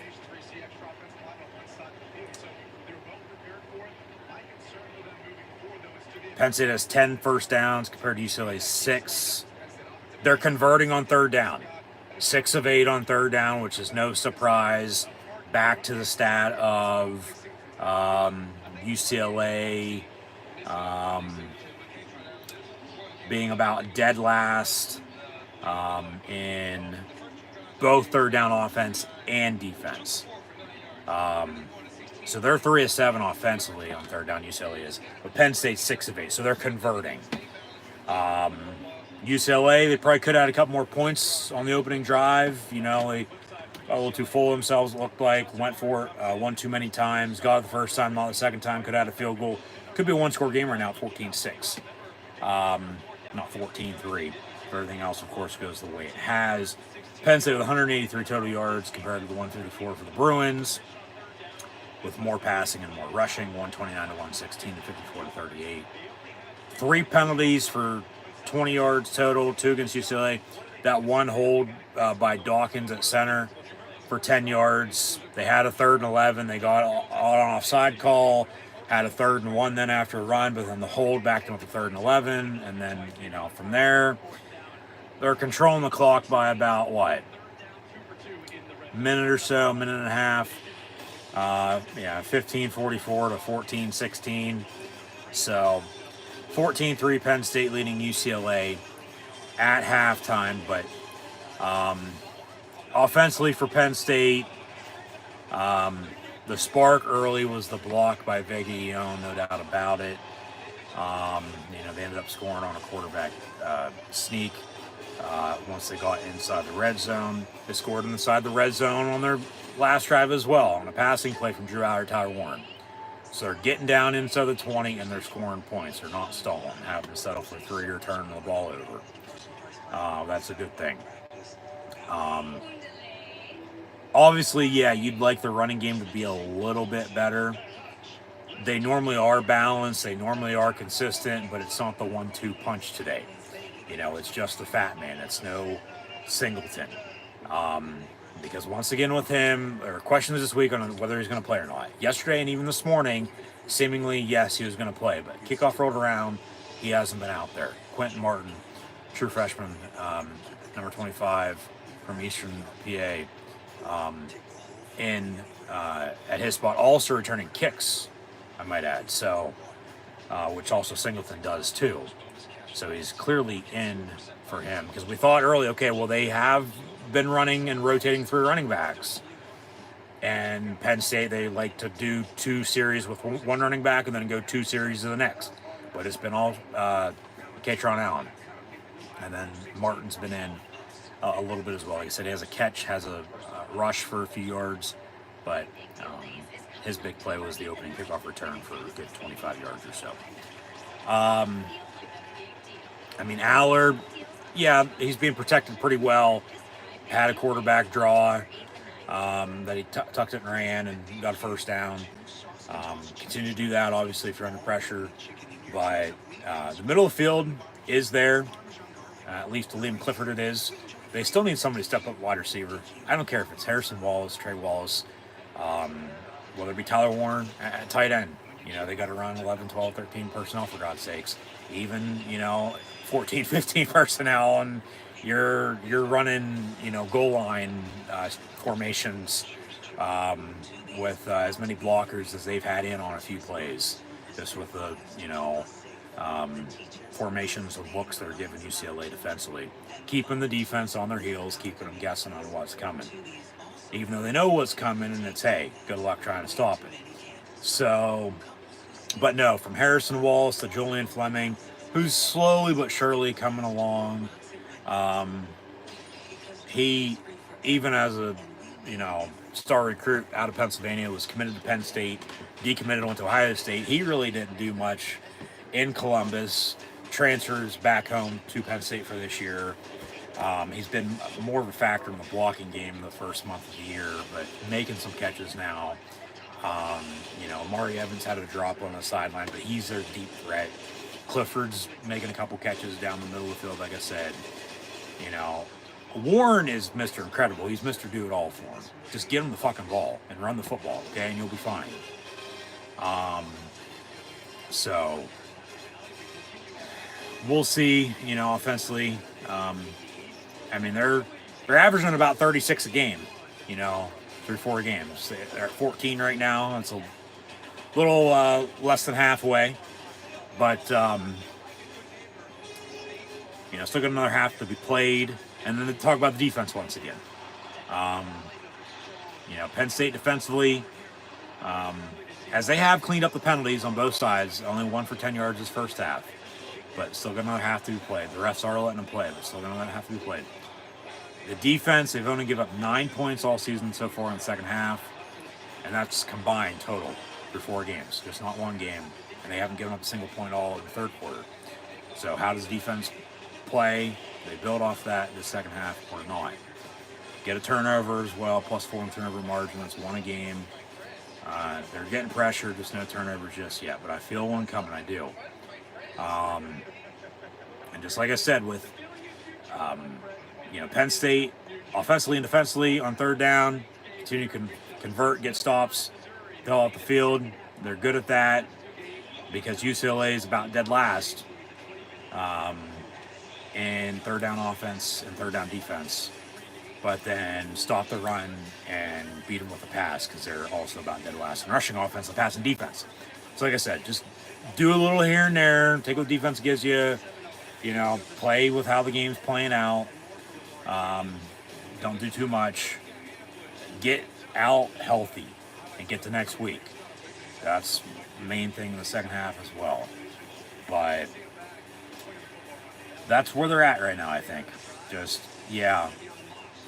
slow, ugly, tiring first half for a noon game. Not much going on up until just right before halftime. Penn State, first couple drives, nothing. Went 3 and out, punted a couple times. UCLA probably should have some more points. They're down, though, 14-3 rather than maybe 14-6. I don't know if they would have, ended up, scoring a touchdown, even if they would have, got another fourth down conversion, but at least kick it there potentially. It's a one-score game. Like I said, see if that comes back to bite them in the ass then or not. But you got to give UCLA credit. They've come to play. They gave LSU all they could handle a couple weeks ago. They gave the Tigers a run for their money. They're giving Penn State a run for their money right now, too. First meeting since 1968, first in Happy Valley since 67. I care less if Penn State covers at 28, let alone the over-under hits at 46.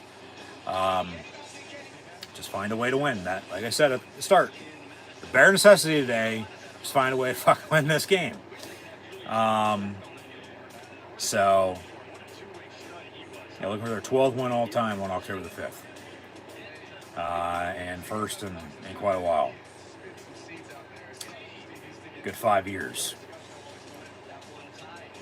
And beat Purdue on homecoming that year. But I'll shut the hell up. We'll see what the hell happens the second half. And we'll see if Penn State can put UCLA into hibernation in their first road game in the Big Ten Conference as one of its newest 4 members in 2024. Obviously, we wish them best luck the rest of the way, but just like I said, they got a tough schedule this year. They do. So you got to feel for them because you wouldn't want to even be in that spot yourself. But like I said, they're not playing bad offensively at quarterback, but I just feel the more this game goes, Penn State with more pressure, there's going to be a turnover or two. And can Penn State capitalize off of it with a lead? Capitalize off that, obviously, and then hold the lead and then get the win. So,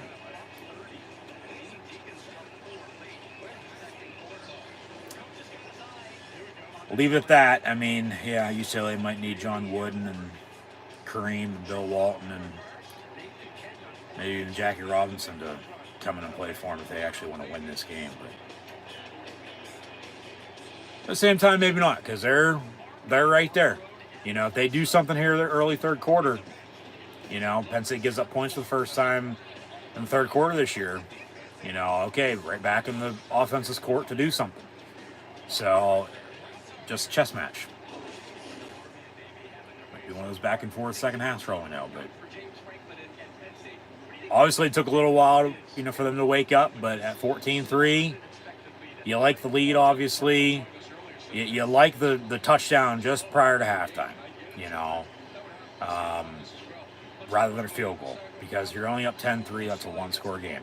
They drive and score, tied at 10, it's a whole different ball game than it is at 14-10, even though that's still one score. Like, at least Penn State's getting the ball back with a lead then still to potentially drive and score again, whether that's 17-10 at that rate, which could be, even though at 14-3, have to settle for 3, it's a one-score game then, or maybe make it a 2-score game again up at 11 at 21-10, or 21-3, it's a 3-score game.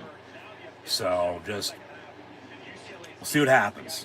Obviously, that's why I play the game, but that's where we're at right now. So, once again, thanks for tuning in and watching my college football UCLA at Penn State live play watch along reactions live right here on YouTube. I'm your host, Encyclopedia Sports, School Win Week 96. So be sure to like, follow, and subscribe on social media. Link in the description below. Thumbs up button, share, check questions and comments, super chat, super sticker, super like, super thanks. all these great pictures as well. Also, be sure to scan the QR code behind me if you haven't done so already. And update some scores from week 5 in college football here in 2024. And another thing with Penn State, because it felt like early with the slow start, noon game, yeah, they play like this, 9 times out of 10. But quit looking ahead to next week. You go to USC next Saturday at 3:30. Take on the Trojans. You're not playing USC there right now. Yeah, you are playing a team from California. Yeah, you are playing a team from Los Angeles, California. But it's not USC, it's UCLA, okay? Take care of business. So 14-3 Penn State at halftime. Thus far in college football this weekend, Texas State beat Troy 38-17 on Thursday night, as did Sam Houston State over UTEP 41-21. Jacksonville State was up 21-17 at halftime at Kennesaw State, but they blew them out in the second half, winning 63-24. Houston with a 30-19 win at TCU. Oregon, 31-10 win at home against Sparty. And Syracuse went to UNLV and won in overtime late last night, 44-21. Live right now, as we are watching UCLA Penn State, it is 14-3 Nittany Lions on top of the Bruins. It's also Texas A&M leading Missouri 24-0 at halftime. Early third quarter now, Boston College 14-6 at Virginia. Former Penn State head coach Bill O'Brien looking to win in Charlottesville, something they couldn't do early September back in 2012 because of Sam Ficken, but I'll digress. And then Pitt is at North Carolina, tied with Tar Heels 17 apiece. SMU's leading Louisville 24-13 at halftime. Bucky Badger, Wisconsin 21-6 leading Purdue.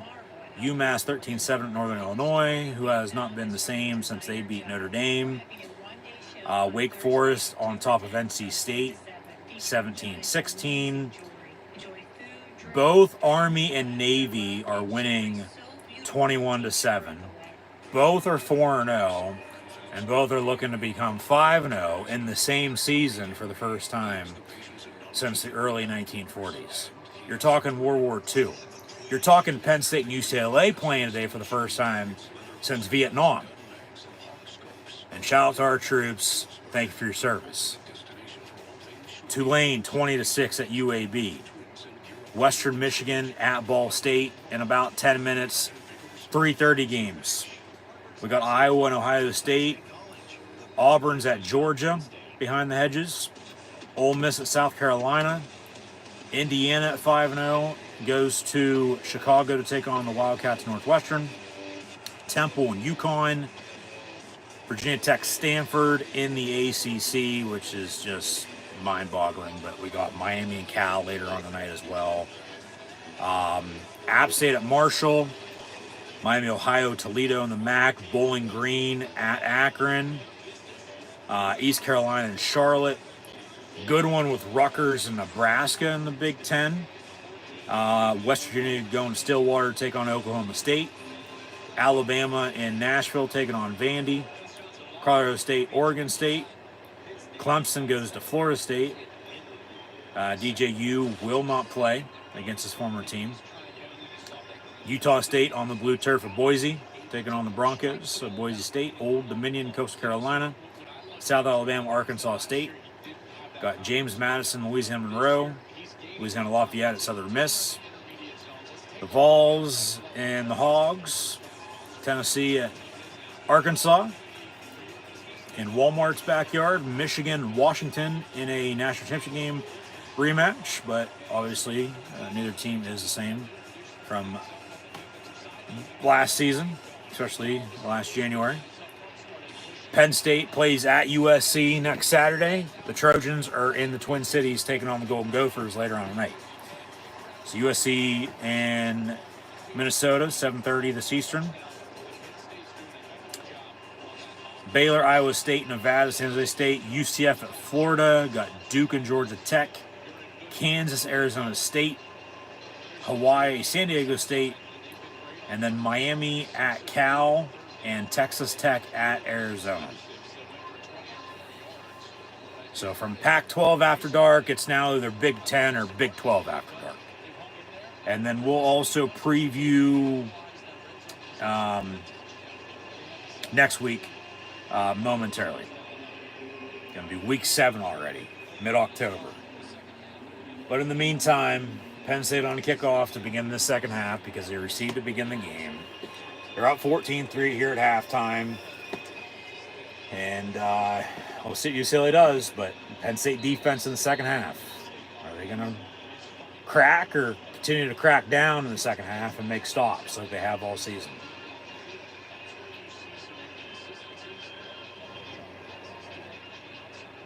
So from the north to the south, and UCLA came from the west to the east. They're on the return. It's about the 19-yard line before it gets pushed out of bounds. It's 1st and 10 Bruins.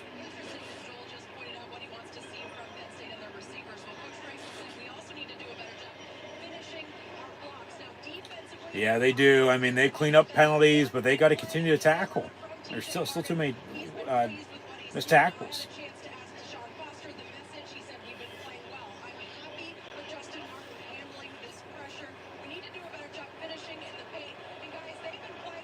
So from the 19, 1st and 10.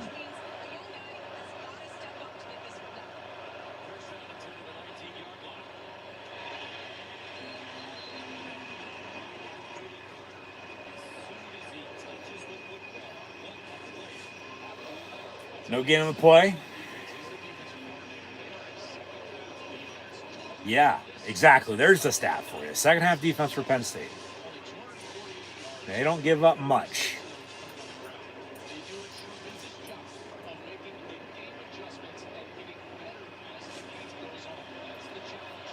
So second down. They run an end around. And Wheatley on the tackle. No gain. 3rd and long. Come on, defense. Keep it up.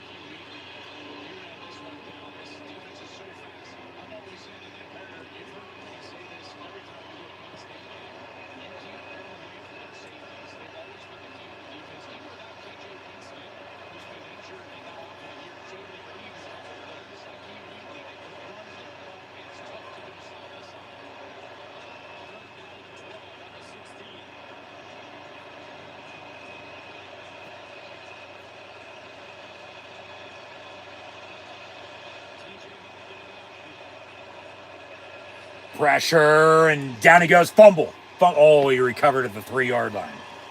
They would have had a 1st and goal if they would have recovered that, let alone pick it up and walk in touchdown. There's the pressure. There's your potential turnover. They got to him. Unblocked. Jalen Reed from safety on a safety blitz.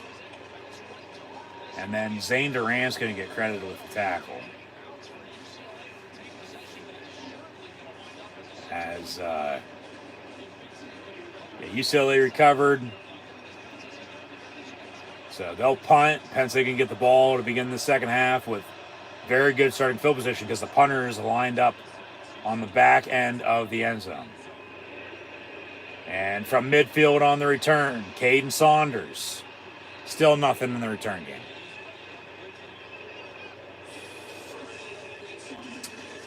So it'll be 1st and 10 Penn State from right around midfield. It will be UCLA territory on that side of the 50.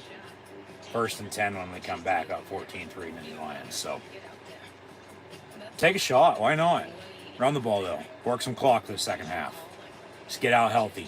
Get to next week. So leave it at that. Next week in college football, as starting this past week, it's always that time of year. There's a lot of sports going on, but in football, in particular, there's like 60 straight days of football from high school, obviously, but college to the NFL. Because we're starting midweek college football next week. Tuesday, Wednesday, Thursday, and Friday. Obviously, the NFL plays Thursday, Sunday, Monday, Saturdays as well. But college football and NFL will be on every day of the week from now until the end of the season. So next Tuesday, Florida International and Liberty. Next Wednesday, New Mexico State and Jacksonville State. Next Thursday will be Coastal Carolina and James Madison. That should be a good game. Middle Tennessee State, Louisiana Tech. UTEP's at Western Kentucky. Next Friday night, we got Memphis and South Florida. Northwestern at Maryland. UNLV's going to Utah State. And Utah and Arizona State in a former Pac-12 but now Big 12 matchup. Next Saturday, Penn State plays at USC at 3:30. So we'll be watching that game with the Red River rivalry with Oklahoma and Texas. Probably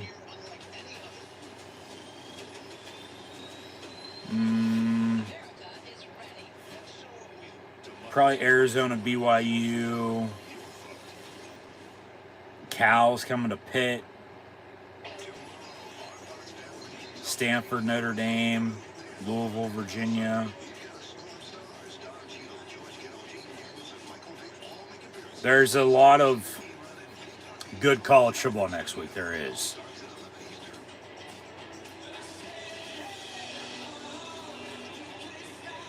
And at noon, we'll start it off. Actually, hold that thought. We'll get back to that momentarily. 1st and 10, Penn State on the first drive of the second half from the 47-yard line, 1st and 10. Out of the pistol, Aller will hand off. Fat man, Katron Allen lowers the shoulder for about 11 yards. So move sticks, 1st and 10.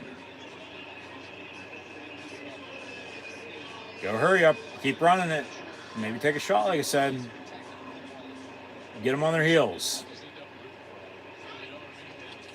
Out of the gun, fake it, going deep.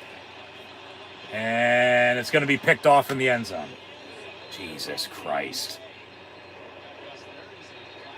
Now there's a flag on the play.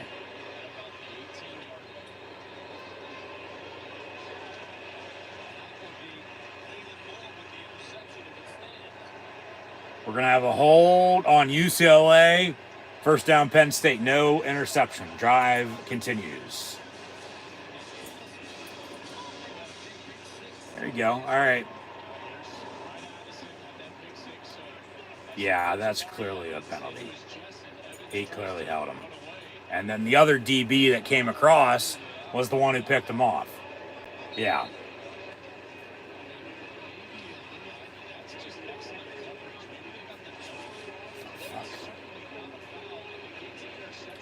First and 10.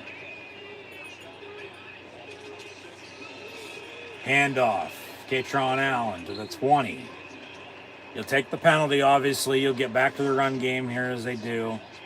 Just keep trucking along. That was a hold. You can't argue that. That's what they called it. They ain't called PI. They called it a hold.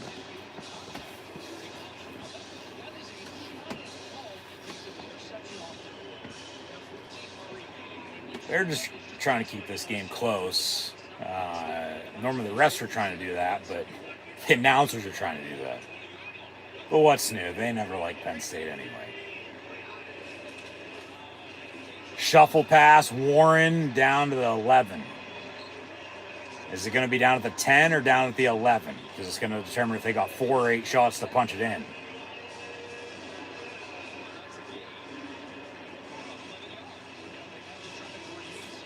Fake the give on a sweep to Katron and then just shuffled it to Warren over the middle. Got a big hole on a block and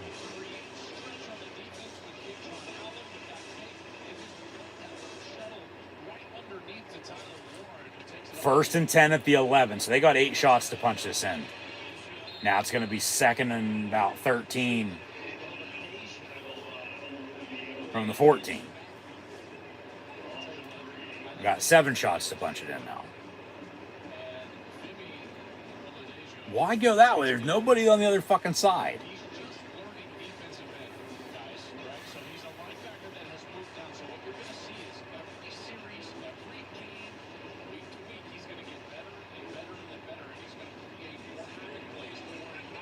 Go back to Warren.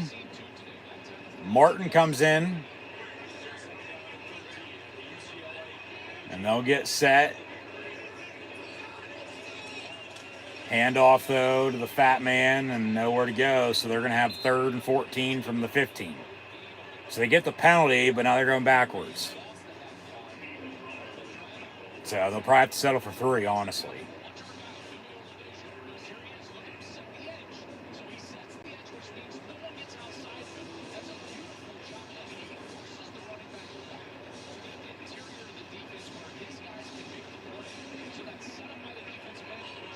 Empty set, 5 wide.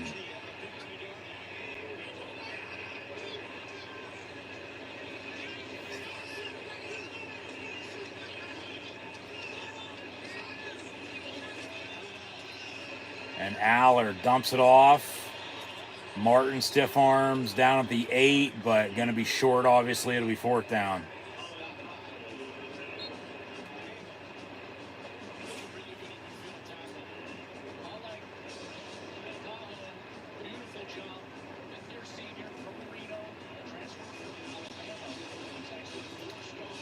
Kick it, take the points, go up 17-3, go up 2 scores. Even though you already are, but make it 2 scores at 17-3, make it 14, not 11. So 25-yard field goal from the right hash for the lefty kicker.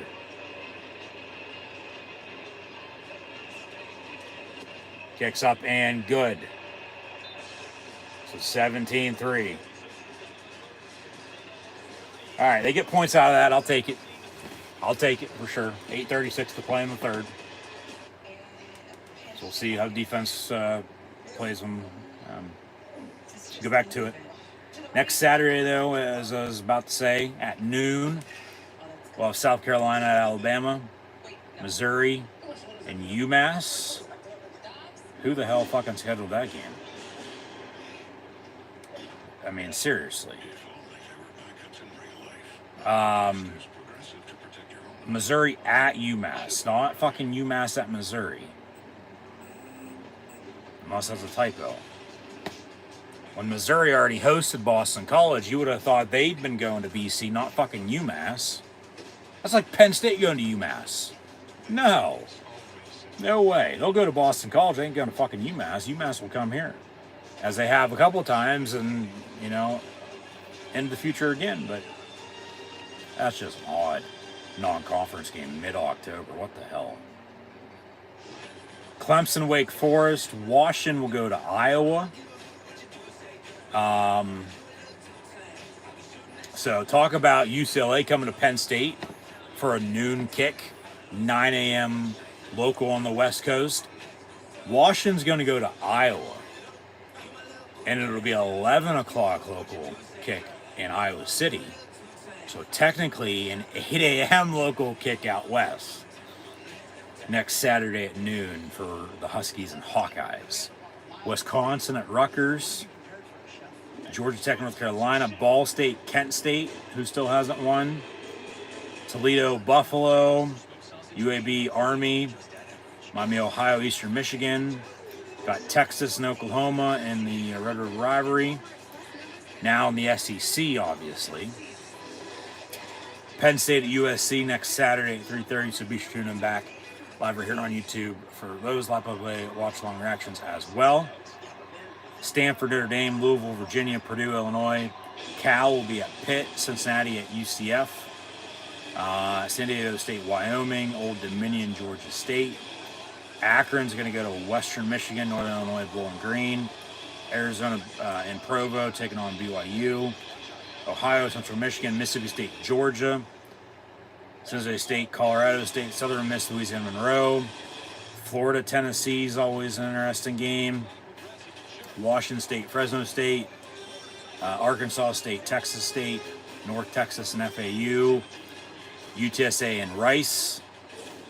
And then next Saturday night, you'll have Ohio State, Oregon, and Ole Miss, LSU on at the same time. And then we'll get into the rest of the games in a little bit. So, yeah, maybe they figure out the fucking kicking game. You know, they're happy about the 3 points there. I'd hate to be Sanders Haydak, but Ryan Barker with an extra point. Twice, and now a 25-yard field goal. So, and he's been there. He's been there. Barker's been on the team for the past couple years, but Sanders Haydak's got his chance at the start of the past few years. Hasn't been able to cut it. And then even last year they switched kickers. Touchback on the kick. So Penn State leads UCLA here 17-3. 1st and 10 for the Bruins at the 25-yard line. 8.5 to play in the third, down 14.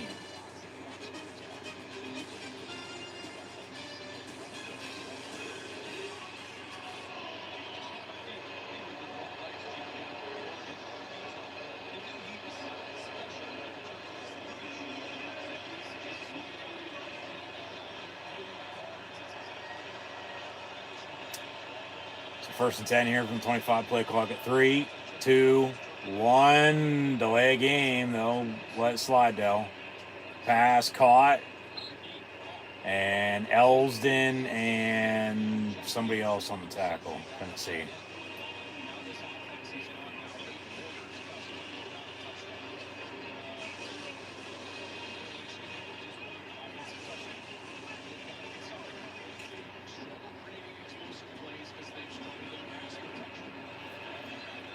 So 2nd and 2.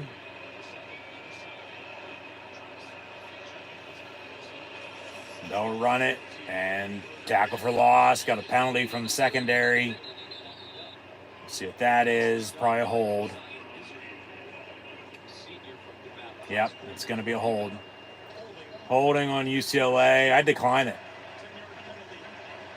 All right. It'll be 2nd and 12 rather than 3rd and 3.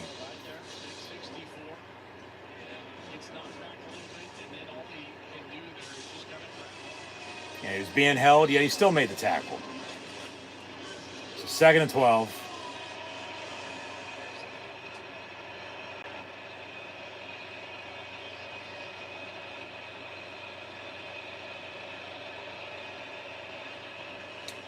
Hand off. Big 1st down run to the 40.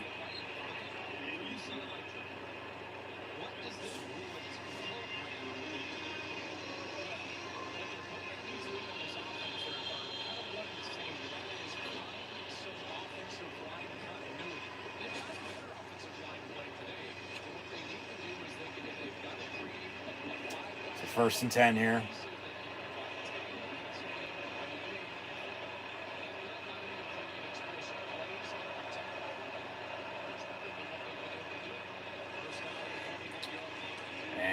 Pass incomplete.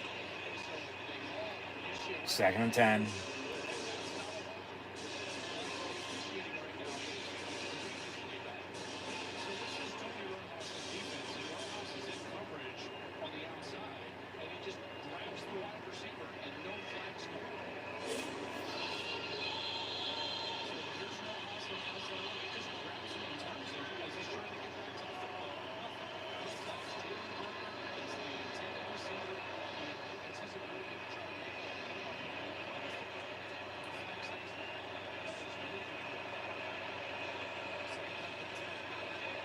Screen caught, but Abdul Carter right there, and sticks for a loss. Big 3rd and long coming up for UCLA. That's a good loss of 5 yards.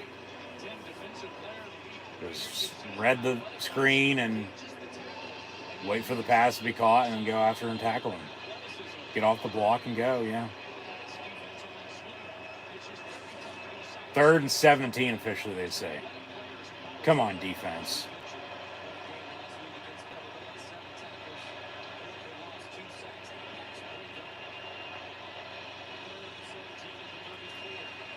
Pressure. That's a hold. That's a hold. And down he goes on the sack. Zane Durant, Amin Vanover, a few others. 4th and a mile. More like 3,000 miles from Pasadena to State College for UCLA coming up.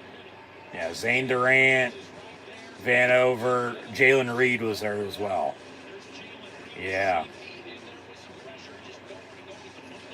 What do they mark it as? 4th and 33.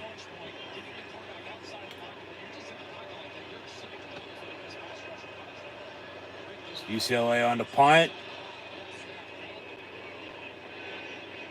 And Penn State fields at 35 and to the 42 on the return. They have no return game. But 1st and 10, Penn State when we come back.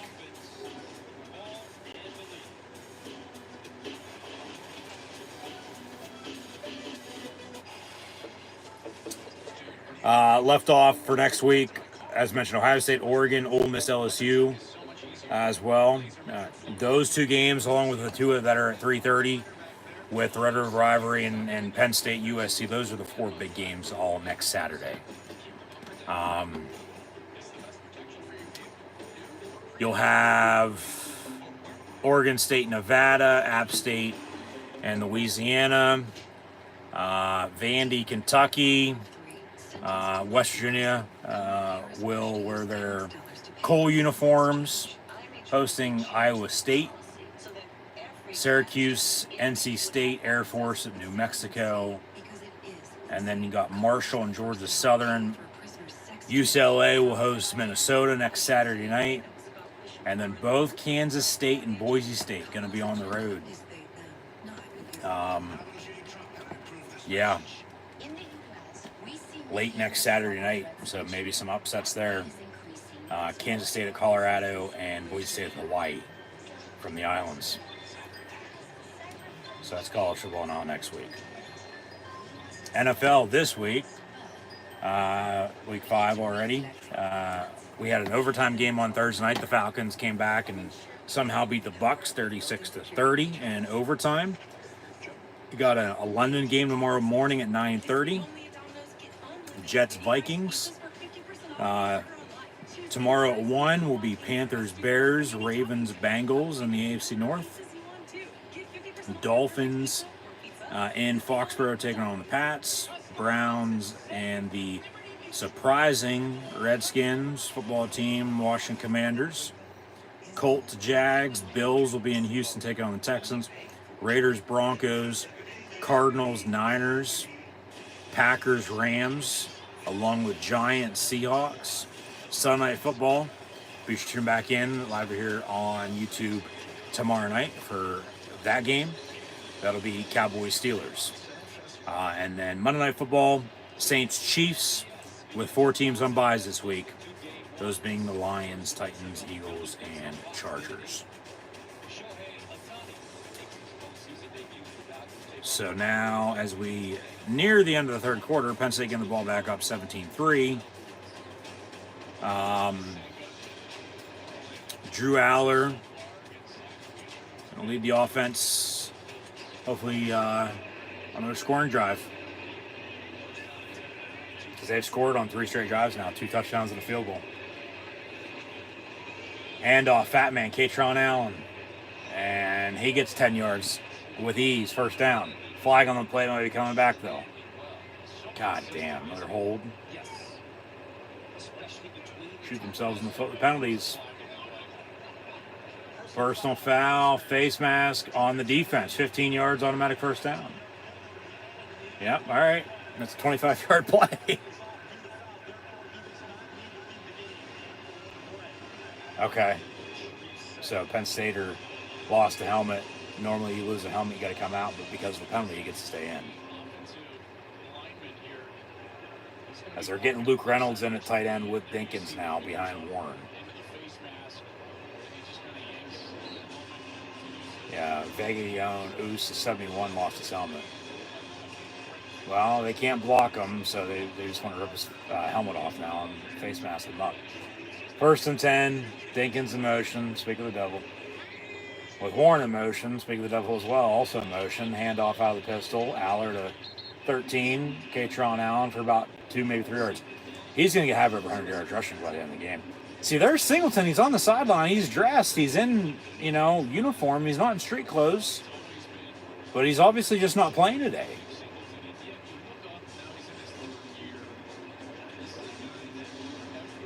Whether they're just resting him for whatever reason he's not playing today, and getting him ready for next week or what, I don't know. I'm sure that's going to be a question Franklin's going to get asked in his post-game press conference, after UCLA. So, and also next week too, for that matter.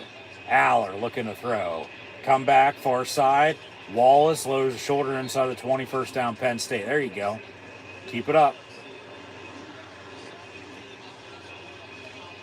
Back to the run game.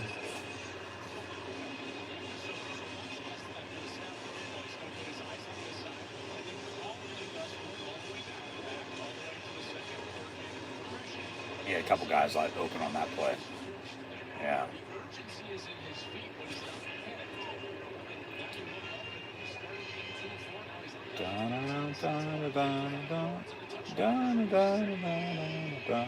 First and 10 from the 16.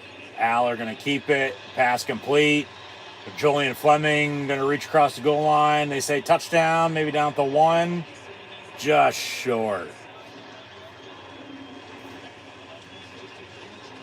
That would have been a big touchdown for him. It would have been his first as a Penn Stater.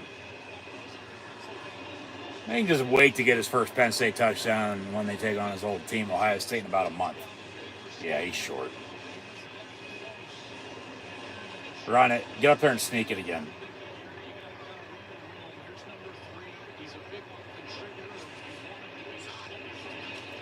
Hand off, fat man. He walks in. Touchdown, Penn State. It's up 23-3 now as they kick down the door. Extra point to come. Yeah, it all starts up front. Boom. Yep. Ohio State. Ohio State. Win. Victory week. Victory. True to you, dear Ohio State. Lions are roaring. Extra point up and good. 24-3 Penn State on top of UCLA. They've scored now on 4 straight drives, if anybody's keeping track. 2 touchdowns, a field goal, another touchdown. And Aller. See ya. Guess what, people? Slow start, but 7-0 lead. UCLA as close as they got it, other than tied up at the start, and the whole entire first quarter was cutting it to 7-3, down 4. But then Penn State scored right before halftime. Momentum going into halftime. You get a stop on defense early third quarter. They still haven't given up a point in the third quarter at all so far this season. Only 9 at all total, the whole entire second half through 4 games. Obviously still, have a little bit of game left here, but 24-3, you're up 3 scores. And offensively, they haven't done much since first half. Credit the Penn State defense making stops. But yeah, they got the stop early third quarter. Drove and scored. Got a field goal.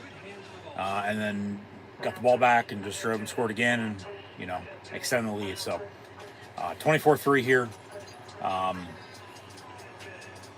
As we're about to enter the fourth. Aller 14 of 18 now, 174 yards. Touchdown Tyler Warren to go up 14-3 just prior to halftime. Katron Allen 19 carries, 73 yards rushing, and that touchdown. Aller has the rushing touchdown on a sneak to start things off, and then obviously they have a field goal. Barker, come on down, good from 25 yards. Liam Clifford 250 receiving, Wallace 346, Tyler Warren 329 the score. Fleming almost had a touchdown there, but short. They were running it anyway.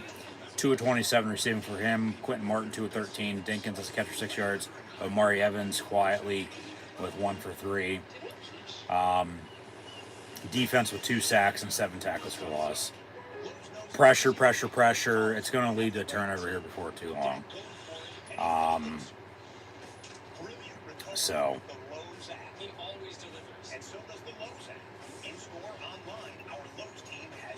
that's where we're at. 24-3 Penn State.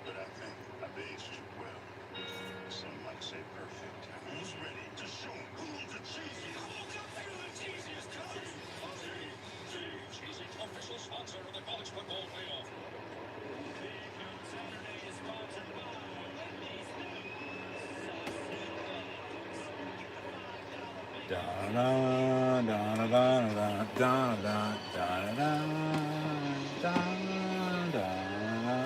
Eat shit, Pitt.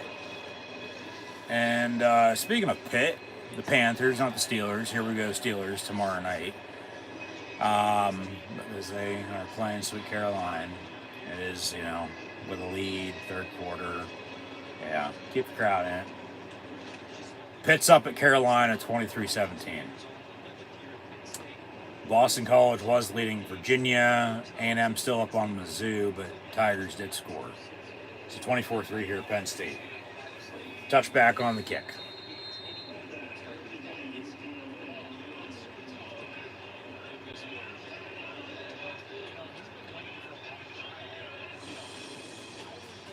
Talk about Penn State and the College Football Playoff, of course.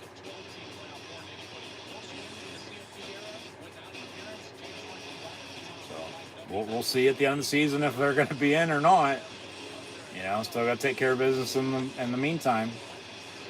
They've been so close yet so far away in the past. Yeah, no doubt about it. The 12-team playoff is going to benefit them a lot because they would have been in 6 times out of the past 10 years if there was a 12-team playoff rather than a 4-team. We've talked about that, before. So I'll get into it by any means here today. 24-3 Penn State incomplete. 2nd and 10 coming up for UCLA.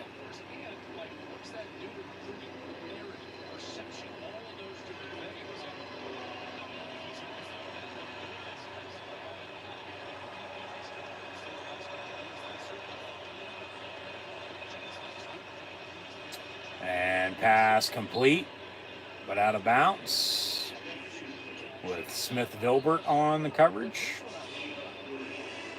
So they say gain of 3, 3rd and 7.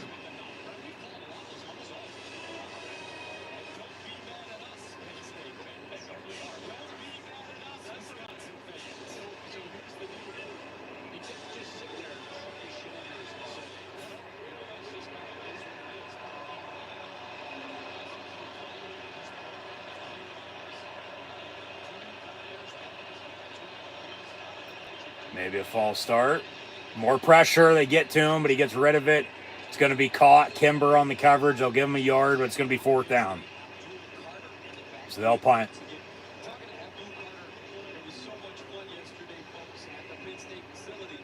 And Penn State can get the ball back.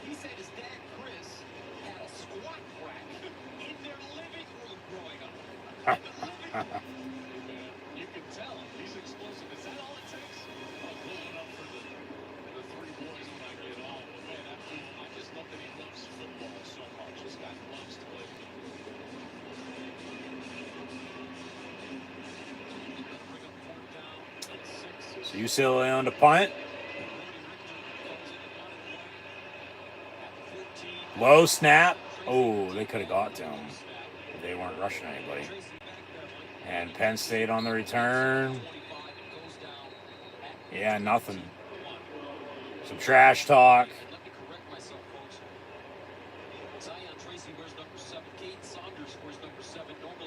Yeah. Yeah. Yeah. Okay. Flag on the play. Yeah, double numbers, let alone players changing numbers throughout the season.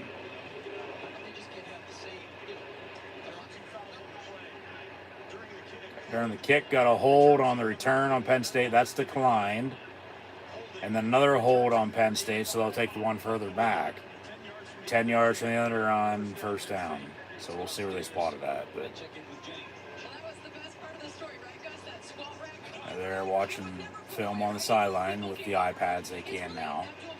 Obviously, I have in-helmet communication now in college football as well. But regardless, talk about the return game there a minute ago. Regardless of who's fucking returning kicks, they still have no return game. They've tried a couple different players now. They still have no return game. None. Like, how? You think every once in a while you'd break one or get something off of it, but no, it's fair catch or a couple yards, nothing.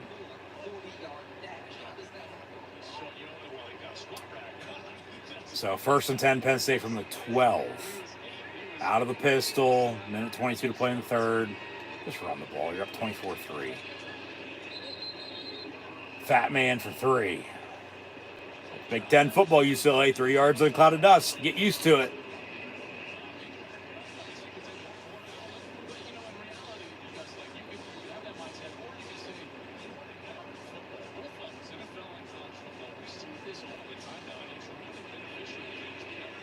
So 2nd and 7 from the 15.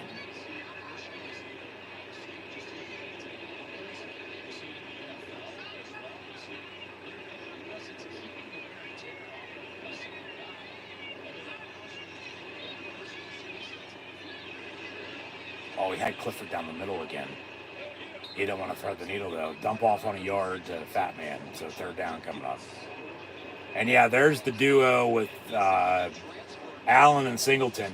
They're the first Penn State running back tandem with 2,000 career rushing yards apiece. The others, as they show off the graphic, which we knew coming in, I just hadn't said anything about it. But Singleton's not playing today, so, you know, sort of just put it on the back burner, and we'll get to it eventually down the road, but they show it off, so I'll say something now. Yeah, since Franco Harris and Lydell Mitchell in the late 60s, early 70s. Well, and the last time they played UCLA, I might add. So, end of the third quarter. 24-3 Penn State leading UCLA. Little 3rd down coming up here to begin the 4th. They'll switch ends, go from the south to the north now. But they still have not given up a single point in the 3rd quarter at all so far this season. They shut out UCLA there in the 3rd. They're going to give up 9 points total so far, the entire second half in 4 games, plus the 3rd there. So we'll see what the 4th entails. But the defense in the second half, they crack down. They make stops. They make plays. They do what they need to do when they need to do it. And, I mean, what more could you ask for other than the new Big Ten commercial? Washington, Oregon, UCLA in the Rose Bowl again. There's the Coliseum. Penn State's playing at USC next Saturday. Nebraska, Iowa, Minnesota, Wisconsin, Northwestern to Illinois. Purdue, Michigan, and Michigan State. Can't forget about Indiana, also in the heartland at 5-0. Ohio State, Penn State, Maryland, and Rutgers. That's the Big Ten. It's not what it used to be. It is what it is now, though. So, no, defense, yeah. Still haven't allowed a single point in the 3rd quarter. All season. That's pretty impressive. We'll see about next week now. We'll take that one game at a time. Well, on Penn State defense in the second half, you know, one game at a time the rest of the way. Obviously, yeah, you'd like them to play even better in the first half because when they're playing as good as they are in the second half, you're giving up next to nothing then, you know, if the offense is rolling. You know, today, the offense, it took them a little while to get going, but they've scored now on 4 straight drives, looking to make it 5 here, now early 4th quarter. So, we'll see, but like I said, just work some clock, run the ball, get out healthy, maybe get some guys some experience at this right now. I mean, you're up 3 scores. Obviously, you still don't want them to come back, but it's going to be right there at 28, maybe 25, 30, you know, anywhere in between for anybody interested. But, and speaking of 28, yeah, you get 28% off your fucking mattress. Yeah, A&M's beating up on Mizzou. BC's beating Virginia now 14-9 early fourth quarter. And yeah, Pitt with the ball up 7 at North Carolina mid third quarter. So Pitt thinks they're the only unbeaten left in college football in the state of Pennsylvania, though. So I don't know if anybody's told them, but we are Penn State. But we'll start this fourth quarter off, and like I said, just get out healthy and get on next week. Leave it that. See where we go from here.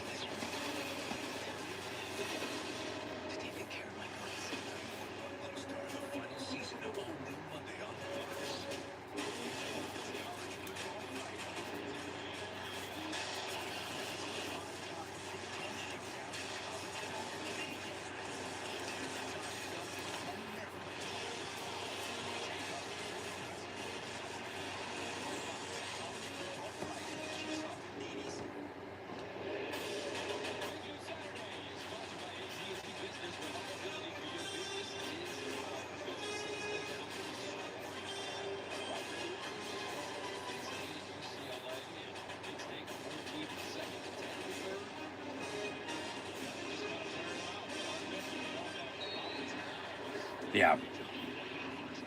That's what I said. As this game progresses, just how does Penn State at home with the crowd, get to UCLA? And that's the run game, and that's making stops on defense. 3rd and 6 here. Aller's pass tipped incomplete. So 4th down, they'll punt. So, all right, they scored on 4 straight drives. But that will come to an end. That really doesn't matter anyway. But yeah, ball was tipped or might have been caught by Fleming. Good coverage on the back end anyway, so it still might have been incomplete. But yeah, 4th and 6. Thompson on the punt again.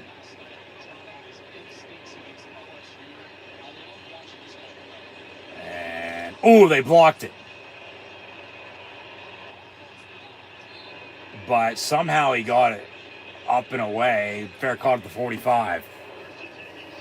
That wasn't blocked? You got to give UCLA credit there. I mean, Penn State just miscued with special teams now in the punt game, not in the kicking game. See a replay? No? They're just going to show off highlights. Yeah, Penn State was up 7-0. It was 7-3, 14-3, 17-3, 24-3. And that's where we're at. Early fourth quarter now. They still haven't given up a single point in the third quarter. Screen, pass, complete for about a yard. So we'll see if they give up anything here in the fourth. They've only given them 9 points defensively the whole entire second half all season long. But here's a replay of the punt. How did he get that away? That was fucking blocked. I mean, he kicked it, but his leg got hit.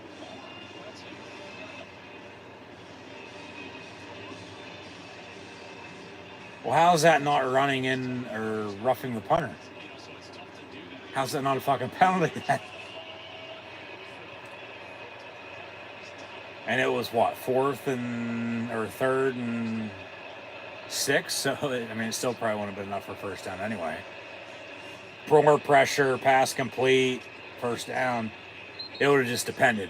Running's only 5 yards, roughing's 15, so 4th and yard, they probably still punt anyway. So, but for 15 yards on that first down, if they would have called it, but nothing. You play on. You're up 21. You don't worry about shit like that right now. You like it, but you just don't worry about it.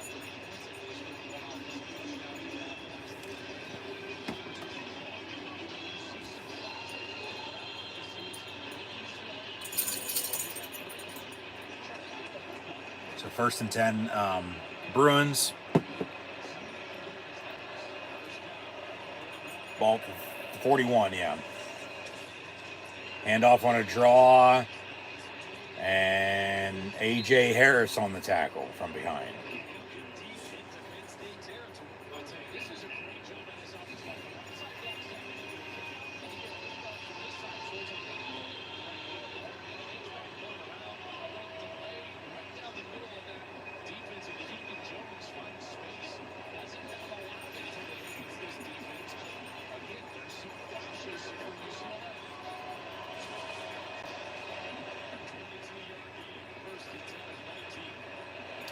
UCLA in the red zone looking to score their first touchdown today.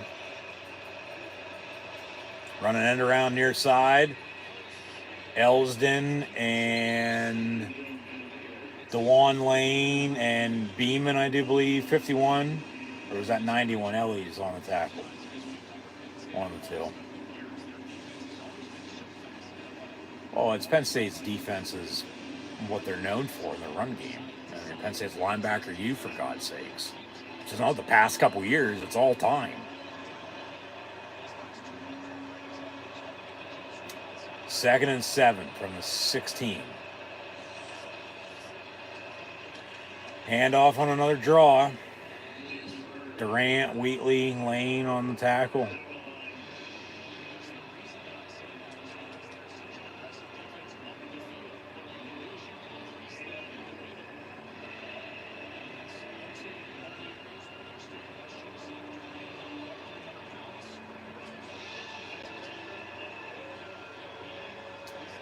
See if they can hold.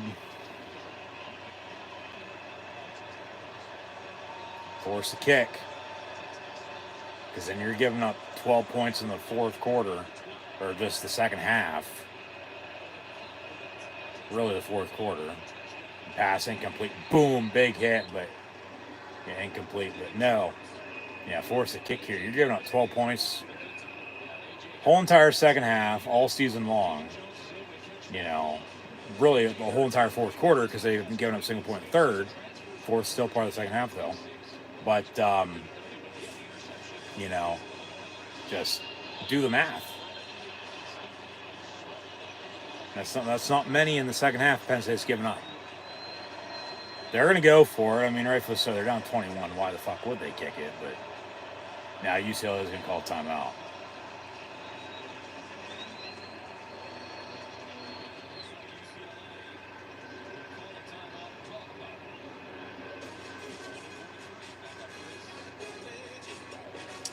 So I'll take a commercial break here and dun dun dun dun dun dun dun dun dun. Hey, dun dun dun dun dun dun dun dun dun. Yeah, dun dun dun dun dun dun dun dun dun. Dun dun dun dun dun dun dun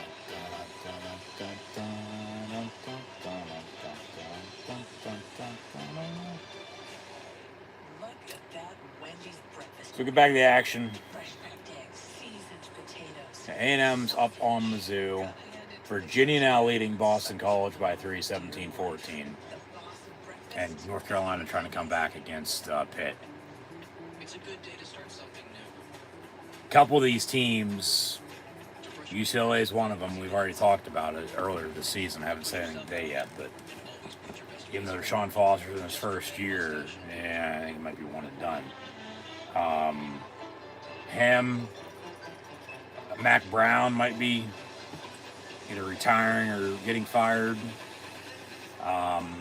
We talked about West Virginia. Trying to think of a few other schools. Florida State. Maybe Virginia. I mean, just look around college football right now with where some teams are at. And yeah, it might get better, but it might also not. And just based off history and, you know, of course, conference realignment, now the playoff, and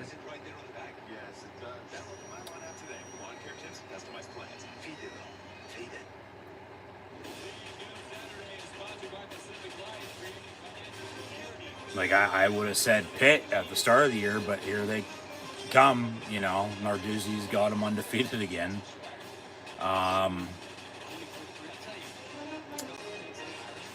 Colorado's going to be interesting. It all depends on what Dion does, if he stays or if he leaves and goes to the NFL.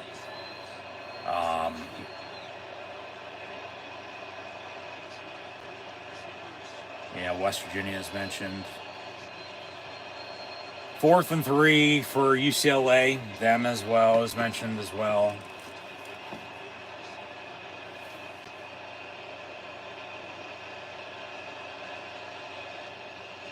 UCLA going for it. Over the middle, incomplete. Turnover on downs. So they still haven't given up anything in the second half of the Bruins. Up 24-3 with 11:17 to play. We are Penn State. And he threw it way behind him. He had two guys wide open, but threw it behind him. He wanted them to cut the other way. But, you got to throw it to where he still went, though.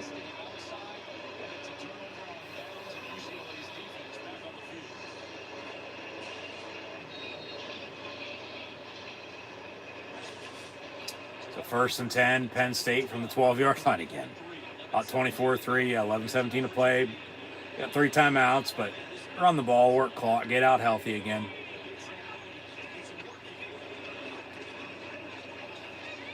Hand off to the fat man for about 2, maybe 3. I think they want to get Katron about 100 yards if they can. But he's more of the ground and pound. He's more of the power. Singleton's that flash, you know. He's lightning. He's got the burst. He's got the speed. But he's still a big back. Like, he can, be powerful. But he's not playing today. So 2nd and 8. 10:40 to play.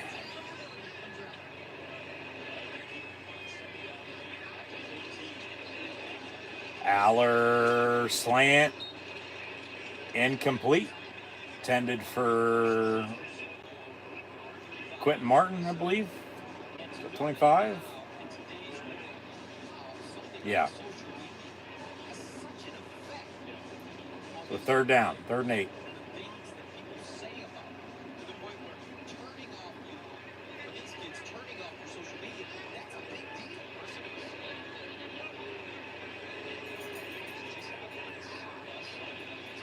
Empty set.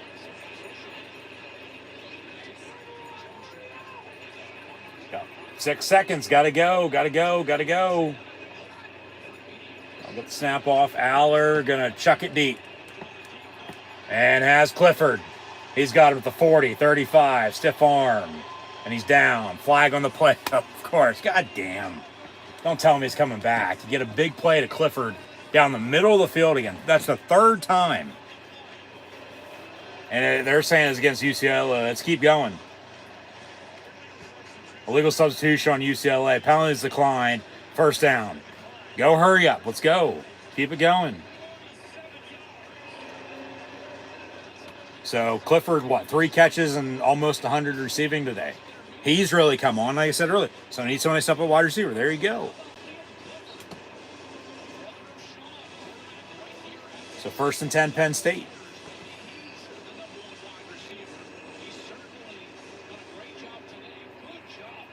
Yeah, down the middle of the field. That's the 3rd time.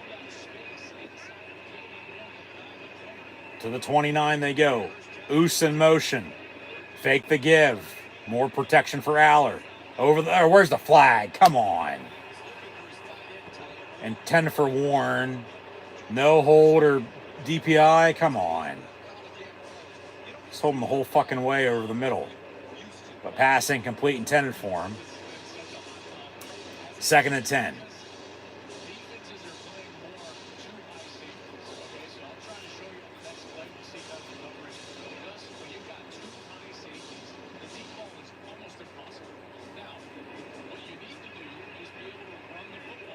Yeah, exactly. Run the football, work clock.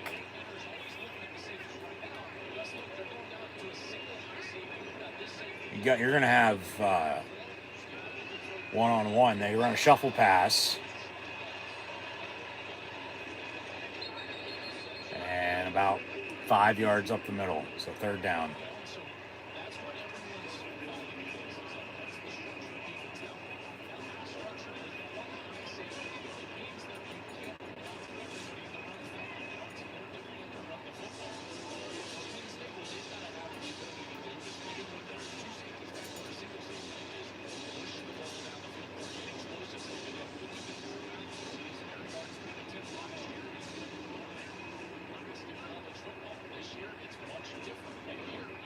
So 3rd and 5.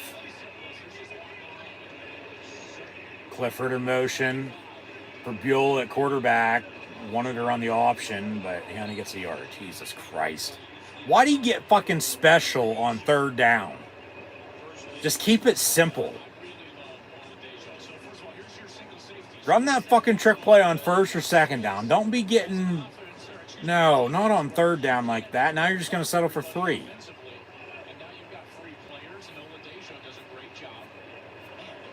And all Perbula does is fucking run. He doesn't throw it. 4th and 4. They're going to kick a 40-yarder with Barker. Once again from the right hash to the left-footed kicker. Snap, hold, kick. Good. All right. They figured that out. It's 27-3. 6 and change to play. 8 and change to play, excuse me. 8-17. So, yeah, when you got to rely on special teams, take your points. Got, what? 3 touchdowns and 2 field goals now? Yeah.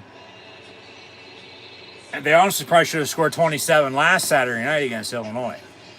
Because they had what they had at 21, but then they missed the 2 kicks. Well, today they've also scored the same 3 touchdowns, but then they've made the 2 kicks. So, there you go.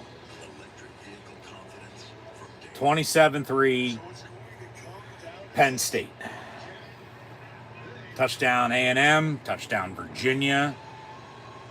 Pitt and Carolina are tied at 24. Check in on some other scores. Well, actually, let's continue on with, coaching carousel potentially here a month in.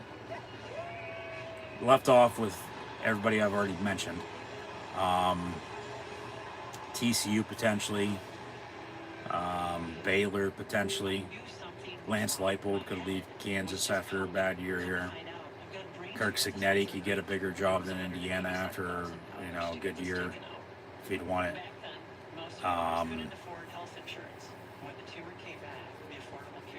See, I thought maybe Sharon more at Michigan, because he didn't sign that contract, but now that's official. And they, after losing to Texas, picked up a big win against USC. PJ Fleck at Minnesota is going to be interesting. If he gets fired, if he bolts. Because he's a car salesman is what he is. And if something opens up and he jumps at it, then he's gone. Even in the NFL for that matter, because he has coaching experience there too.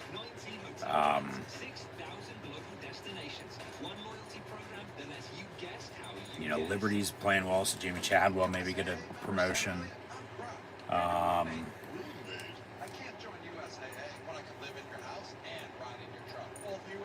There's always a MAC school. Jason Candle's still at Toledo after all this time. Matt Campbell's still at Iowa State after he was at Toledo and Iowa State. And now they're good again. So maybe Matt Campbell's name comes back up for something if he'd leave. Barry Odom, UNLV, maybe he's already at Missouri. Arkansas potentially with Pittman. They're saying something could happen there potentially. Maybe he goes to Arkansas. He was defense coordinator there recently.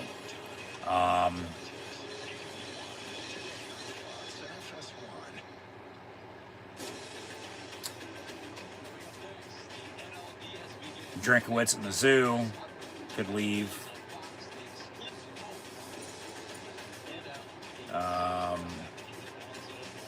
Like I said, Florida State.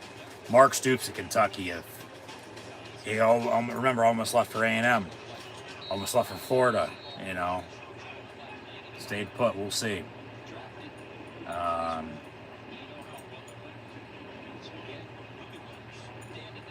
That's probably about it. So all those that I mentioned. Check in on some scores here as well. Penn State on the kickoff, up 27-3 on UCLA. And a return to the 28-yard line. Gabe Owusu on the tackle as he kicked it off to him. Brings him down.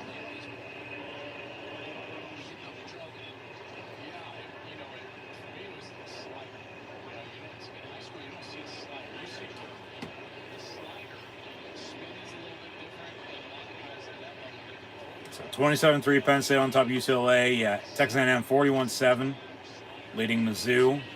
Virginia's up 24-14 at home against Boston College. So it doesn't seem like Bill O'Brien's going to be able to win in Charlottesville with Boston College either. Couldn't do it with Penn State a dozen years ago, and a dozen years later, they're still losing. And like I said, yeah, Pitt and Carolina tied at 24. Wisconsin's putting it to Purdue 49-6. Purdue could open up. SMU Louisville is good. They're tied at 27.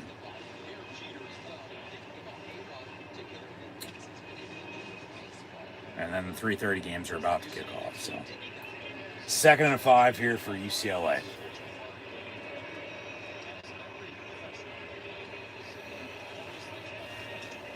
Handoff on a draw, 3rd and a yard.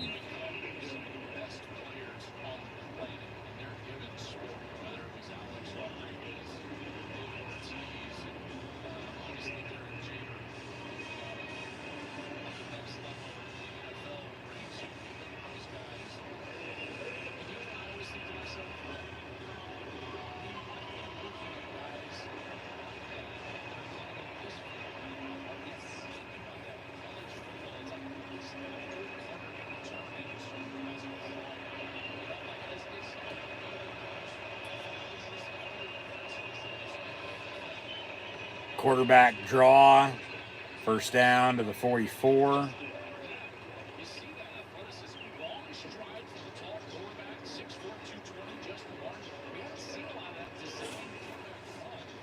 You know, UCLA might have found themselves a quarterback today with Garber's out injured. Martin hasn't played well, hasn't played bad.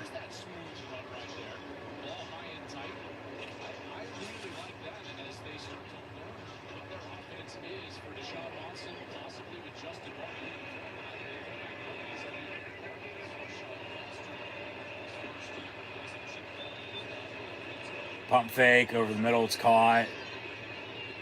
Elsden once again on the tackle.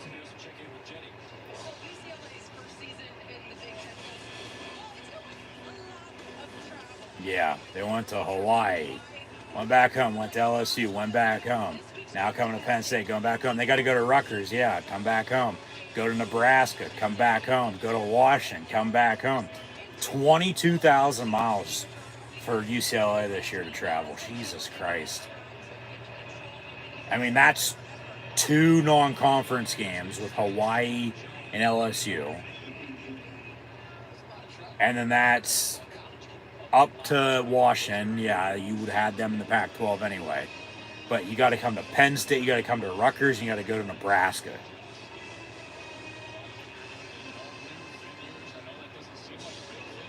That's a lot of travel.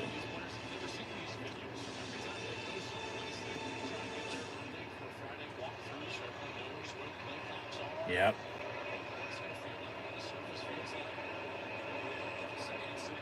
So 2nd and 6 on the 38. Dump off on the screen.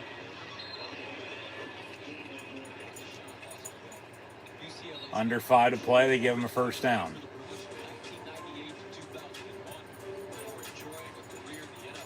Yeah, he was pretty good in the NFL. And then, yeah, he's been an assistant. And he wanted everybody to know at Big Ten Media Days that, hey, we're UCLA and we're in Los Angeles. And, yeah, got questions? That's a Deshaun Foster for you. But 1st and 10, Bruins from the 29. Like, it couldn't have been a worse introductory press conference. Hit as he threw it. Ooh, almost picked.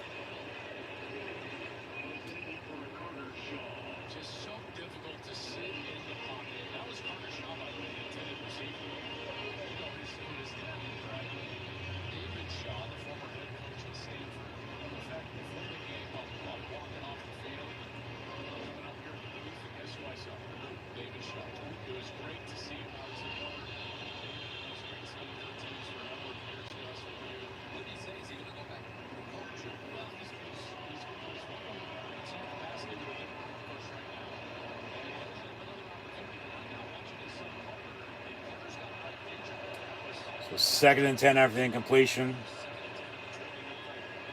It's a hold, screen, and 4, maybe 5 yards. Wind that clock. Let it roll. Let it run. Under 4. Keep it going. Keep it moving. Let's go. 3rd and 6.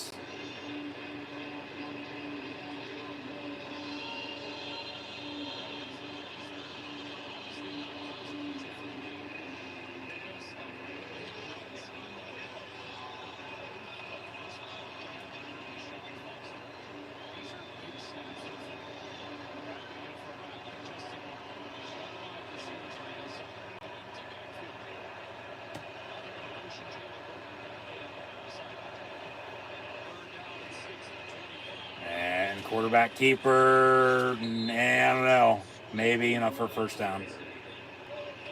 We'll see if they gave it to him. Yeah, they did. They'll move the sticks. Just inside the 20. Yeah, it's just wide open. He's going to tuck it and run. Everybody's clearing out. Dun-dun-dun-dun-dun. That's a first down.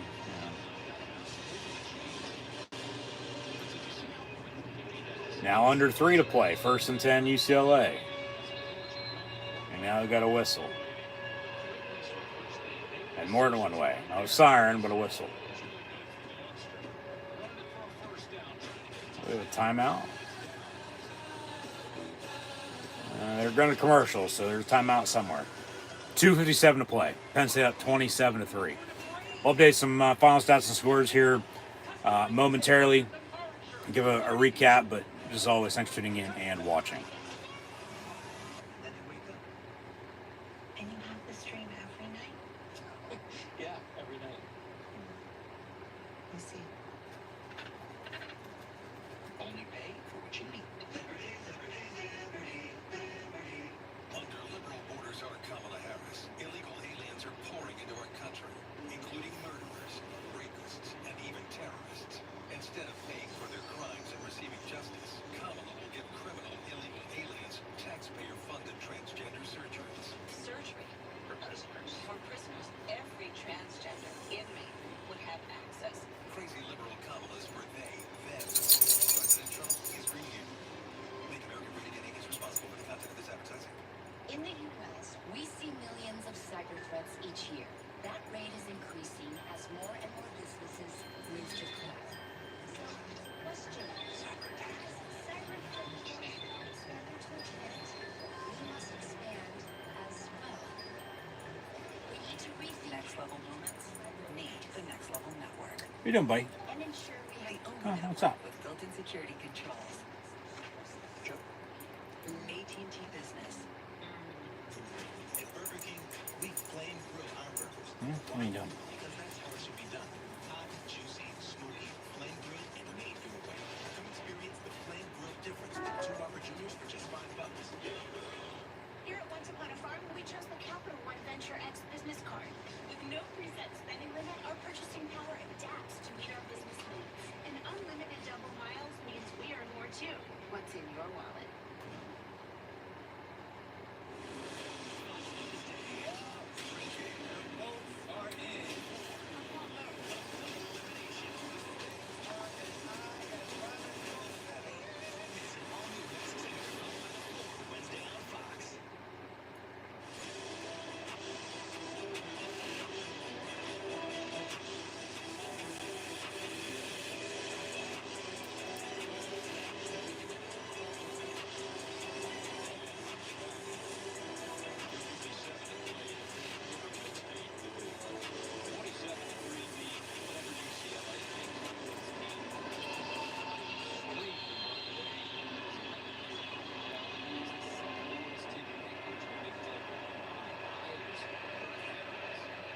That's hard to believe. That's hard to believe. From the 18, 1st and 10 UCLA. See if they can keep him out of the end zone here. Pitch a shutout in the second half.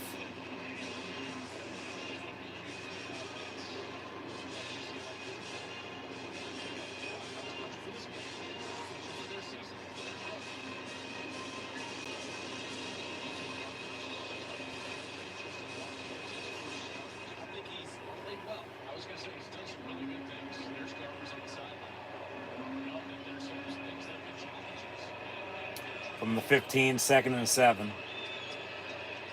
Hand off on a draw. Elson right there to meet him in the middle. 2-minute warning. So 2 more minutes to play here inside of Beaver Stadium for a good month. They won't have another home game until they host Ohio State on November the 2nd. Because they go to USC next Saturday. They have their second bye week in 2 weeks, and then they go to Wisconsin at the end of the month, right before Halloween. And then they get a 2-game homestand with Ohio State and Washington. Before they then got to go on the road twice more, and then another home game for Senior Day at the end of the year, which will be here obviously before you know it. But still, 1 game at a time. They took care of business today. They're going to win, whether it's 27-3, whether it's whatever it turns out to be. Win's a win at the end of the day. So the field's going to get a rest from all the rain, and then a game, and then all the rain again, and then another game. So it should look pretty good in a month's time when they have their next home game for sure. As it's obviously getting that time of year, though, that grass ain't growing anyway. Going to be done mowing within the next couple weeks myself. But so, no, slow start. But, you know, they scored on 4 straight drives. And they're pitching a shutout right now in the second half, so we'll see if they can hold it. Or if, you know, they only give a field goal, you know, pettiness at that point. They kick a field goal down as much as they are. You know, they've gone for it as many times as they have on 4th down. They'll go for it again if they have to. So, you know, I don't think you'll have to worry about that. But then, just see if it's going to be, obviously, as it still is, nothing in the third quarter given up defensively so far the entire season. But, you know, is it going to be 9 points? Is it going to be, you know, a little more given up in the whole entire second half? Obviously, all in the fourth quarter. And total in these 5 games now. But obviously going to have a test next week. Got to go to USC next Saturday at 3:30, so we should tune back in live on YouTube then.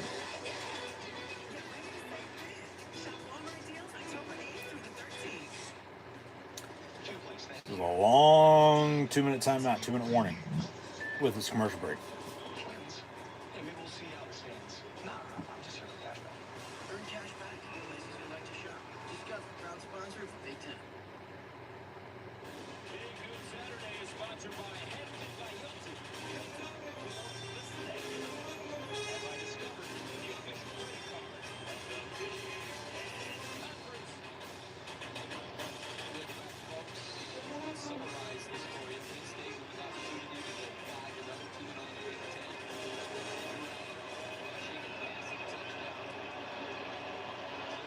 So from the 12, 3rd and 4 for UCLA with 2 minutes to play, down 27-3. And fake the give, quarterback keeper again near side. No, he didn't get it, 4th down.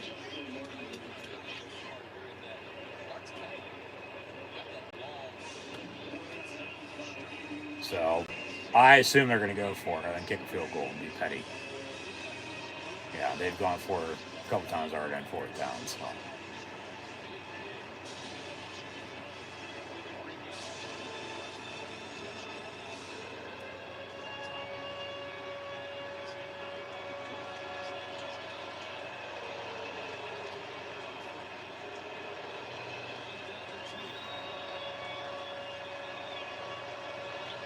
Fourth and 2 from the 10. Come on, defense. Pass, caught, 1st down and goal at the 5. God damn. UCLA's got 2 timeouts. 1st and goal at the 5. I still don't know what that timeout was at 2:57. Because Penn State didn't call one, UCLA didn't call one. They called that one earlier. And then obviously you had the 2-minute timeout, but unless there was an injury or something, but had to have been. Like, what else would it have been? But come on, defense. Pitching a shutout this second half. Let's hold it. Penn State timeout. We'll make sure they're set. First and goal, UCLA with 1:31 to play. First and goal, timeout Penn State. As they show off the schedule. Yeah, we've already talked about that, so I'll get into it.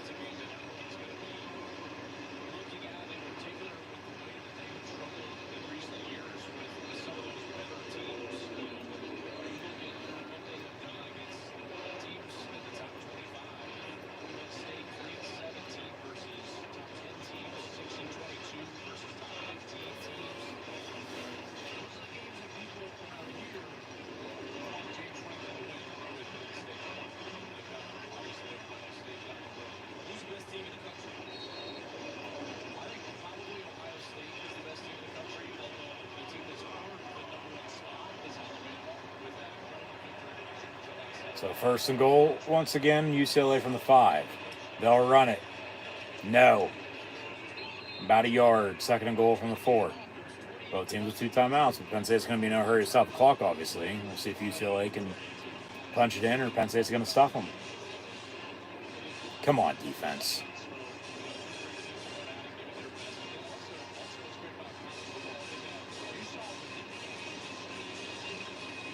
And plus 28's looking good for whoever had it. Under a minute to play. Second goal from the 4. Handoff. Down to the 1. Third and goal. No, you want to stuff them here. Don't go with the late touchdown here. Watch play action. They'll run it again probably, but watch play action and watch that quarterback design run. Especially the right side. They've ran that a lot. Come on, D. 20 seconds to play. Timeout Penn State. Make sure they're set again. And you don't give up this touchdown.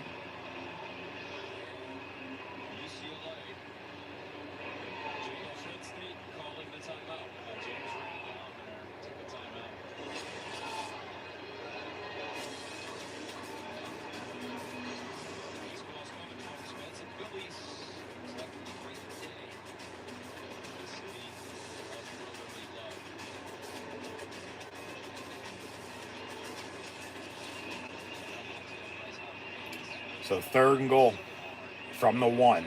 20 seconds to play. See if they can stuff them. There's UCLA cheerleaders that made the trip. Mascot.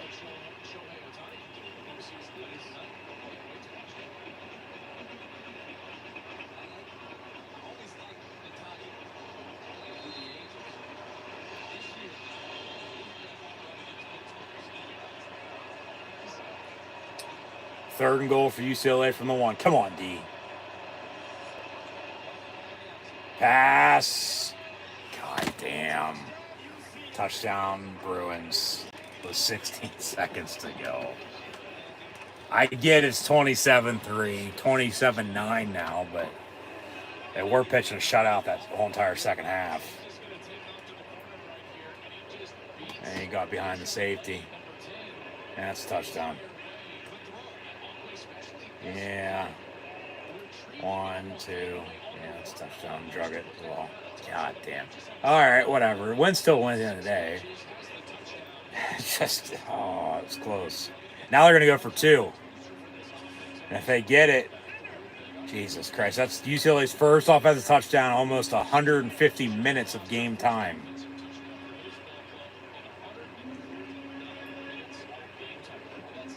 Good God.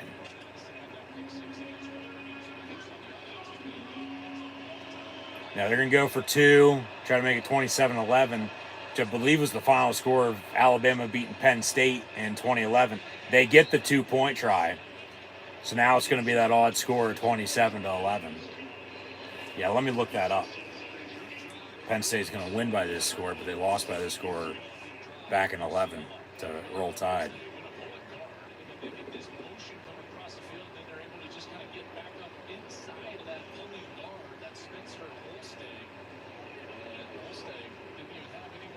Yep, 27-11 was the final score. Yep. And now it's 27-11 here in this one.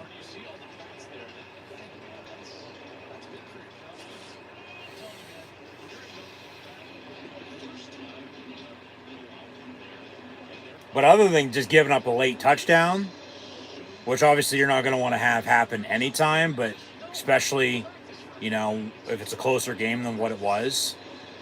But other than giving up that late touchdown, they forced a field goal, early when they were already up 7-0, 7-3. UCLA very well could have got points on their opening drive, decided not to, and went for it and didn't get it. There's another 3. I mean, it's a 2-score game. 27-14 if they have that early kick, but they don't. So it's 27-11. Which technically, that's still a 2-score game at 16. That's 8-8. You got to score twice and go for 2 twice and get it to tie. 16 seconds in on your side, though, even with 2 timeouts. They will kick an onside kick. Penn State recovers, and they can knee it, and that'll be it. So, Penn State's going to beat UCLA 27-11. Your final score. In the first meeting today since 1968. Penn State won then. Now, if they would have lost, as they did in 67 at home to UCLA, saving this for the end, just in case, hypothetically, but still hoping for a win today. They're going to get it. They'll knee it out here. But when Penn State lost to UCLA in 67, they didn't lose again for 3 straight years. Should have had a couple national titles in there, but because the president got to pick who was the national champ back then, there was no national title game, then they got screwed. But post-game handshakes, final scores, Penn State gets a 5-0. 27-11, and the Lions beat the UCLA Bruins, who now fall to 1-4. Only win was week 1 at Hawaii. And they barely beat the Rainbow Warriors then, 16-14. Suns have lost to Indiana, LSU, Oregon, and Penn State. Wish them best of luck the rest of the way, obviously, but welcome to the Big Ten. Penn State's got to go to USC now next week, so I can guarantee you who both these fan bases are going to be rooting for in that game next week. James Franklin post-game interview on the field. Yeah, penalties they cleaned up. They're 5-0 for the 4th consecutive season, which is the longest active streak in college football and also the longest streak in program history. That's all right. I didn't know that. That's a good stat.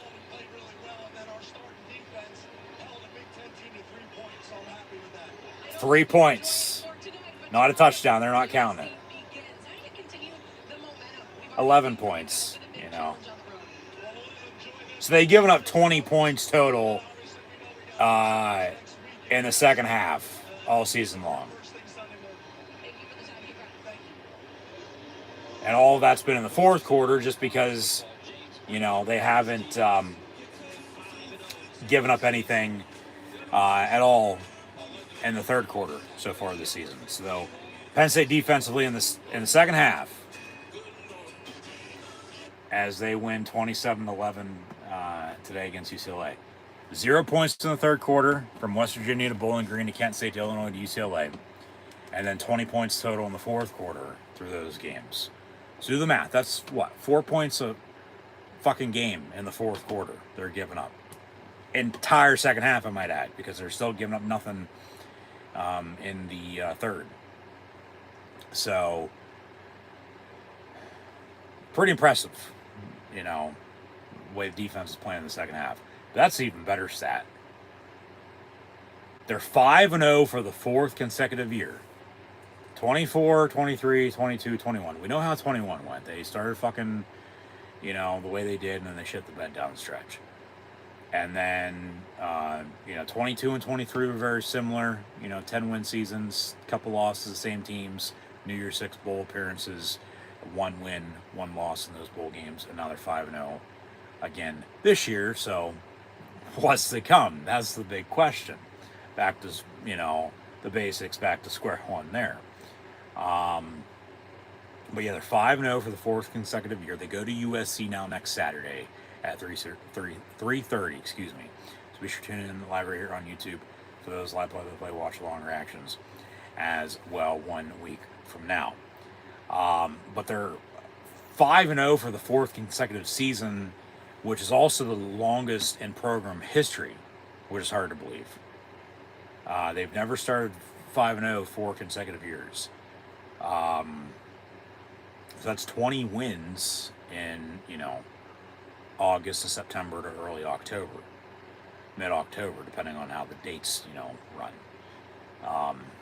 Which that's, good, but it also doesn't mean shit whenever,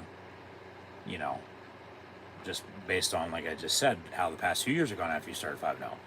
5-0 to 7-6, 5-0 to 11-2, 5-0 to 10-3, and then 5-0 to, we'll see.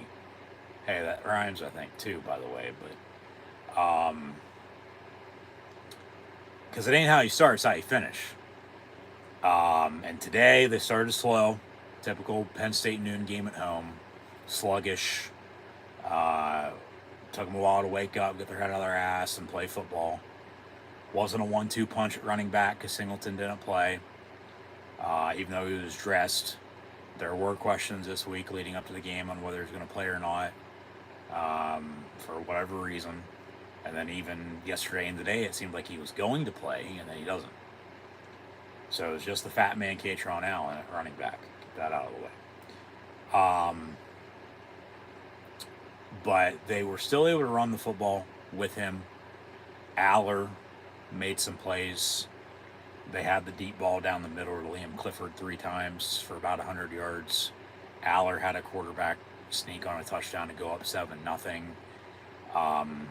The closest UCLA got it was 7-3. And then, Penn State scored just prior to halftime again and go up 14-3 with a Drew Aller passing touchdown inside the red zone again to Tyler Warren. They made a stop early third quarter and then got the ball back, scored again with a field goal, go up 17-3, and then it was 24-3 because they scored once more with a Katron Allen fat man rushing touchdown from inside the red zone. So they scored when they got down in there, and they made plays when they had to today, offensively and defensively. They made the kicks from Ryan Barker now at kicker, but they scored on 4 straight drives, going up 24-3.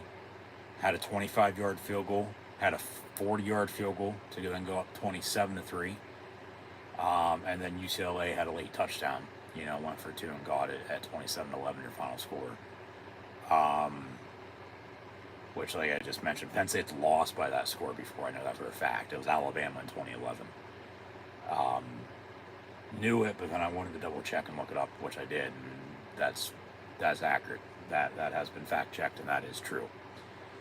But I don't know if them winning by 27-11 has ever happened before. It might be score economy for any line win. But at the end of the day, a win's a win regardless, whatever the final outcome was. Like I said, if you had plus 28 UCLA, congrats. Care less. But yeah, just they're 5-0. They're 2-0 in the conference now. 2-0 at home in the conference. They won't have another home game for a month until they host Ohio State on November the 2nd. So a lot of red and a lot of blue that day, a couple days before the election. But they'll go to USC now next Saturday, have a bye week, then go to Wisconsin. And then they'll host the Buckeyes. So still one game at a time. But now they're going to go on the road next week for the first time since the opener, when they went to West Virginia and beat the Mountaineers. So, yeah, had a bye week in this 4-game home stretch, but now that's over. Yeah, you're 5-0. You're going to go on the road. Los Angeles, take on Southern Cal, playing them for the first time since the 2016-2017 Rose Bowl. in which they should have won but lost on a game-winning field goal, 52-49. They haven't met in the regular season in a good quarter century, going back to a kickoff classic. They haven't played in Los Angeles at the Coliseum since early 90s. So a lot, obviously, there. But we'll get more into Penn State USC next Saturday. So be sure to tune in live right here on YouTube then for those live play-by-play watch-along reactions. 1 week from now, 3:30 Eastern, Saturday, October the 12th. As today on the 5th, Penn State picks up their 12th win all-time on this very date, defeating UCLA, once again your final score, 27-11, as they welcome the Bruins to the Big Ten. Even though technically UCLA is already now counting today, played 3 conference games, and they're 0-3 in the conference at 1-4 overall. Only win was once again 2. Hawaii beat Rainbow Warriors week 1 on the road on the island, and then they came back out of bye week, but then lost Indiana at home, went to LSU and lost, and then they lost to Oregon last Saturday night at home, and then they lose here today at Penn State. No turnovers today, which was a surprise. But they're still +4 in turnover margin. They cleaned up penalties, I thought. First stripe-out win in a few years for the Nittany Lions in this first meeting between the two schools since 1968. They're now 4-3. UCLA is an advantage in favor of the Bruins all-time against Penn State, but Penn State's won 2 straight, 68-24. It felt like early this game was a lot like 1968, up front. A lot of, just something's got to give. But then Penn State offensively, they started to click. And like I said, they scored on 4 consecutive drives from mid to late second quarter to, early mid third quarter. And go up 24-3, another field goal, late touchdown. They've only given up, like I said, now 20 points the entire second half. All season long to this point, which all 20 points have come in the fourth quarter, because they have still not given up a single point in the third quarter. So do the math. Once again, through 5 games and 20 points, it's at 4 points in the fourth quarter per game. That's not even a touchdown. That's 1 more point than a field goal. That's 2 fucking safeties is what it is. But the defense in the second half, if they can play better in most games earlier than they did today, and they play a full 60, I get maybe every once in a while it's going to take some time to get rolling, but just as long as the defense is continuing to make stops, and then, they got a top 10 offense, top 10 defense, they're continuing to convert, continuing to make plays, when they need to. They're running the football when they need to. There's balance, there's consistency, relying on special teams. Like last week, they missed 2 kicks. Ended with 21 points, even though they scored 3 touchdowns. Today, they scored 3 touchdowns once again as well, but they made the 2 kicks. And they get the 27 points that they should have also scored last week. So they scored 27 today. So, from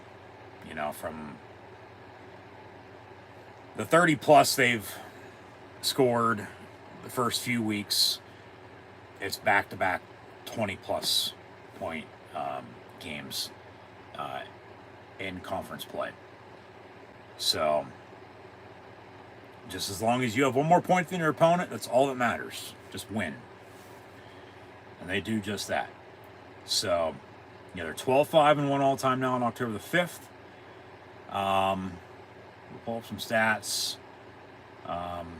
They've only given up now 20 points all season so far in the second half, all in the fourth quarter, because they haven't given up a single point in the third quarter. So, but they cleaned up penalties. There really wasn't a difference. I mean, the spark Penn State got was a block by Vega Ion, Big Oos, 71. He was coming in motion, and he put the defender right on his ass. Crowd went nuts because until then it was, what the hell's going on, you know, on both sides. Even though UCLA, Penn State got the ball, Penn State goes 3 and out. UCLA drove and probably should have got points on their opening drive. They probably should have. Went for it on 4th down, got it. Went for it on 4th down again, didn't get it even though they're in the red zone. So that's 3 points off the board for them. They finished with 11, even though it was really 3. Penn State gave up a late touchdown and then a 2-point try as well on top of it. But then Penn State punted a couple times. You know, it took them a little while to get in the groove. It did. It took them a little while to wake up. But once they did, I'm not saying they never looked back, but it, you know, scoring on 4 drives in a row is, you know, points. I mean, luckily it wasn't 4 field goals and only 12 points. It was a mixture of both. You know, you scored at 7 and you scored at 14. You kicked a field goal and then you scored again. So it was 3 touchdowns and a field goal, and then they get another field goal on the back end of it, you know, for their total of 27 today.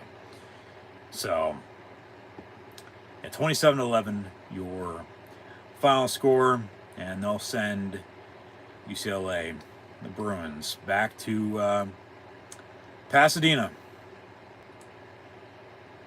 back into hibernation. Penn State will play at UCLA next year from the Rose Bowl in 2025. Date still to be determined by the Big Ten. Next week, UCLA is hosting Minnesota. As Minnesota hosts USC tonight, Penn State goes to USC next Saturday. So be sure to tune back in live here on YouTube then for those live play watch long reactions. And thanks for tuning in today and watching these live play watch long reactions as Penn State wins 27-11. Final stats and scores. As Justin Martin got the start for the Bruins in absence of Ethan Garbers, who was out injured. He officially finished, as these will update.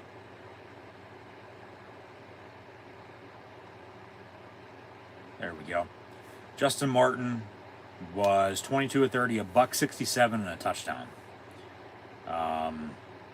That to Logan Lowell, 6 catches, 57 yards in the score. TJ Harden had 5 catches, 59 yards, had 7 carries, 26 yards rushing as well. Jalen Berger, 9 for 38, and Keegan Jones, 5 of 38 rushing as well. I mean, they had 29 carries, 93 yards rushing as a team. You know, that, not bad. You know, there's, for UCLA, no doubt about it, room to improve. And wish them best of luck and welcome to the Big Ten. But Drew Aller, 17-24, 237, a passing touchdown and a rushing touchdown, and then Katron Allen had the other rushing touchdown, and then they had 2 field goals from Ryan Barker from 25 and 40 respectively. So yeah, Drew Aller, 17-24, 237 passing touchdown to Tyler Warren, who had 3 catches, 29 yards in the score. Aller, quarterback sneak on a touchdown. Katron Allen, 21 carries, 78 yards rushing, and a touchdown. Perbuel, 2 of 6. Tyler Warren, a carry for 5 yards. Quentin Martin in for Singleton today, a carry for a yard. Had 3 catches, 18 yards receiving, I might add, as well. So as a team, they had 30 carries, 85 yards, but they had 2 rushing touchdowns. UCLA didn't have any rushing touchdowns. I mean, that's really the difference. Liam Clifford had 3 catches, 107 yards receiving. All 3 were down the middle. 2 of them for 25 apiece, and then the third one was for 50 plus and got him over the century mark. And they have depth at receiver. So at this rate, I don't think there's clearly a number 1, whether it's Harrison Wallace, Julian Fleming, Omari Evans, Liam Clifford. But those 4 are your 4 receivers in any which order. Because Harrison Wallace today had 3 catches, 46 yards. Tyler Warren at tight end, as mentioned, 329 the score. Dinkins also at tight end, 1 of 6. So they really didn't have much of the tight ends today. Did see Luke Reynolds in motion a few times. Fleming, 2 of 27, almost had his first touchdown as a Penn Stater, but just short. Then they ran it in with Fat Man anyway, so they still scored off it. Quentin Martin, true freshman, 3 catches, 18 yards, in absence of Nick Singleton, also returned a kick. But they have no return game.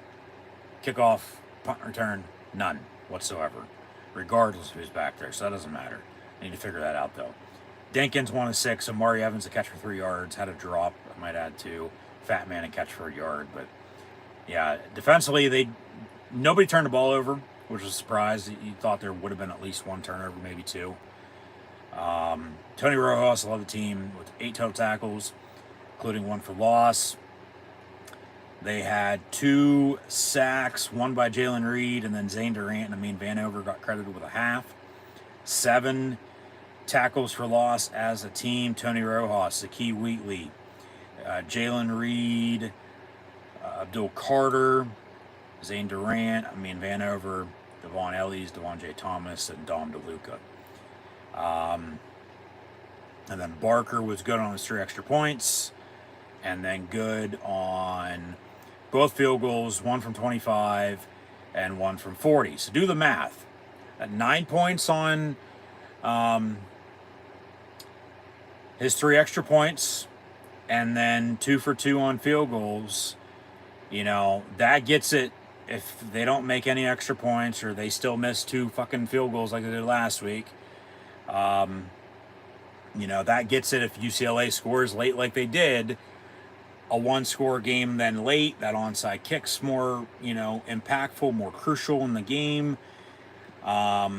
Just saying. But then also Penn State, even though they didn't have as many rushing yards as UCLA did today, they had 2 rushing touchdowns compared to UCLA having none. And then overall team stats.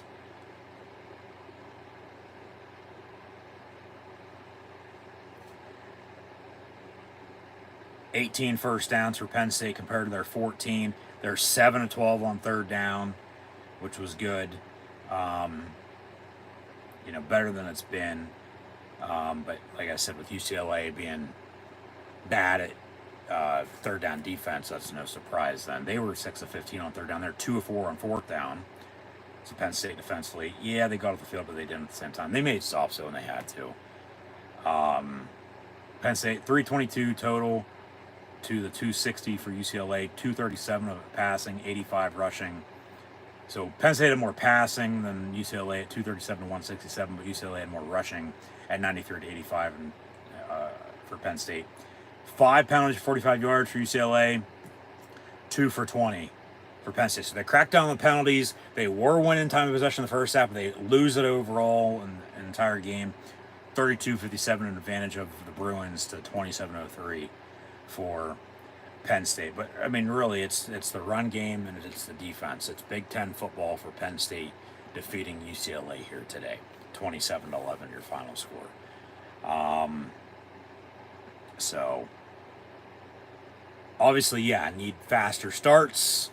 Need to continue to run the football. Aller's got to continue to make plays. Continue to go deep. See if they can get healthy here with some guys. It's just that time of year, though. Everybody's banged up. And if you're not, you're fucking sore. And if you're not, obviously you're not playing hard enough. But, yeah, Penn State now goes to USC next Saturday. So, we'll see what happens.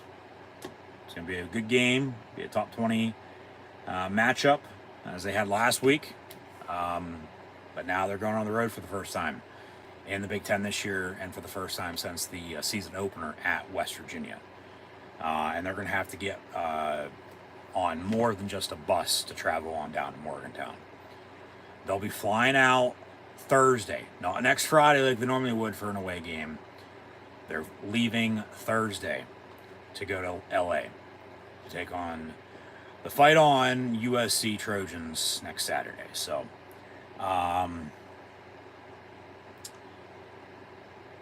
yeah, like I said, we'll see what happens, but today, once again, in the meantime, yeah, Penn State beats UCLA 27-11. I don't really think there's much else Skimming back through some of this stuff, make sure I didn't forget anything. But just overall, truly, think about it. If they can continue to run the football the way they are, get back to a 1-2 punch that we didn't see today, unfortunately, just because Singleton didn't play. But just continue to run football and play Penn State defense. I mean, that's Penn State football for you. You know, and rely on special teams. Allard to make plays in the pass game. You know, yeah, maybe running too many trick plays every once in a while. But they're still moving the football.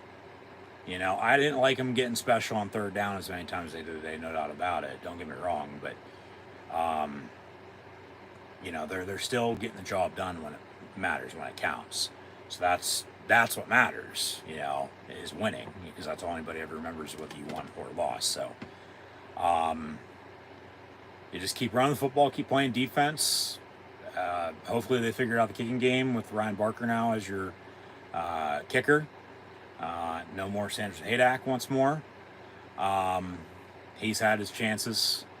He's made some, but missed more than he's made, so he's had his chance. And that's come and gone. So it's next man up, and it'll be Ryan Barker at kicker, it looks like, and hopefully he can continue to make some kicks for him. So come on down. Well, let's win some more football games this year. But obviously we are Penn State, 27-11 win against UCLA today. But yeah, just keep playing Penn State football. Get physical, you know, and do what you got to do when you got to do it. You know, and keep running it, keep playing the defense they are. You know, they're not cracking, they're cracking down. You know, they're making stops, they're making plays. They're finding that edge and making sure they have the momentum, you know, on their side. And they're trying to be as balanced and consistent as it can be. And I get it's one game, you know, at a time, obviously, 1-0 mentality. You're a month in now, you're 5-0. You're starting to figure out who you are, what's working, what's not. You know, you're only going to go up from here. And even if you do have a setback, you got to learn from that and build off of that and continue to move forward. So, obviously, yeah, they'll celebrate this win, get the 5-0 with the win, 27-11 against UCLA here. But now they got to go to USC to take on the Trojans next Saturday, and that'll be a test. That'll be a big game. So we'll see what happens then. But in the meantime, yeah, that'll do it for myself, your host, Encyclopedia Sports, Cool and Luke 96, live right here on YouTube. So thanks for tuning in and watching. Be sure to like, follow, and subscribe to social media. Link subscription below. And I hope to see everybody tomorrow night, but then also next weekend and in the weeks and months to come, live right here on YouTube for more blue and white Penn State Nittany football as the blue and white win today against a new Big Ten opponent, a team they played 6 times prior, but they were all in the 1960s as a non-conference matchup in the UCLA Bruins. But now UCLA, a part of the Big Ten Conference, and Penn State at home beats the Bruins and sends them back to LA, 27-11. Your final scores. Penn State gets to 5-0. They're 5-0 for the 4th consecutive season. But how do they build off of another 5-0 start for the 4th consecutive year? Because 21, they finished 7-6. 22, they finished 11-2 with a Rose Bowl win, and then last year they finished 10-3 with the Peach Bowl loss. Now you're 5-0 again. Got to go to USC next week. One play at a time. Okay, one drive at a time, one quarter, one half, one game at a time. Just do you, all right? And don't get special. It's a big game next week, no doubt about it. Don't get, you know, all up in arms and, you know, we got to do this and we got to do that. No, you got to keep doing what you're doing. And they should know that, but I can probably guarantee you next week we're going to be bitching and complaining about something that they have up their sleeve that they're trying to, you know, run and, you know, want to get special about and show off, and it ain't going to fucking work and it's going to blow up in their face. So we'll see if that happens. Probably guarantee you it will at some point in time. But just continue to take care of business, man. Seriously, take care of business. The rest will sort itself out. And, now in college football, 12-team playoff, even if you do have a setback, you're going to have chances, to get back, up in the rankings. Because really, you just need to be in the top 10, top 11 come the end of the season to be in. Whether that's as a conference champion, you get a first-round bye. Whether that's hosting a playoff game in the first round, whether that's going on the road, at least you're in, And then it's survive and advance. Every man for himself. Every team, just go out and find a way to win, And then hopefully, like I said, they're finding out who they are, what their mentality is, what's working, what's not, and they can continue to build off of this. And then hopefully they're playing their best ball, from now on till the end of the season. So it's a long season though too. I get you're going to have bumps and bruises along the way. They already are, as most teams are, but you got to fight through it. It's adversity for a reason. So we'll see what this 2024 Penn State team is all about within the next month or so, probably, for sure, no doubt about it. Just with, who's upcoming on the schedule. So I'll leave it at that. I mean, there's really, like I said, not much else to be said. But just continue to take care of business, and the rest will sort itself out. So we'll see what happens. As always, that's why I play a game. It's out on paper, it's out on the field.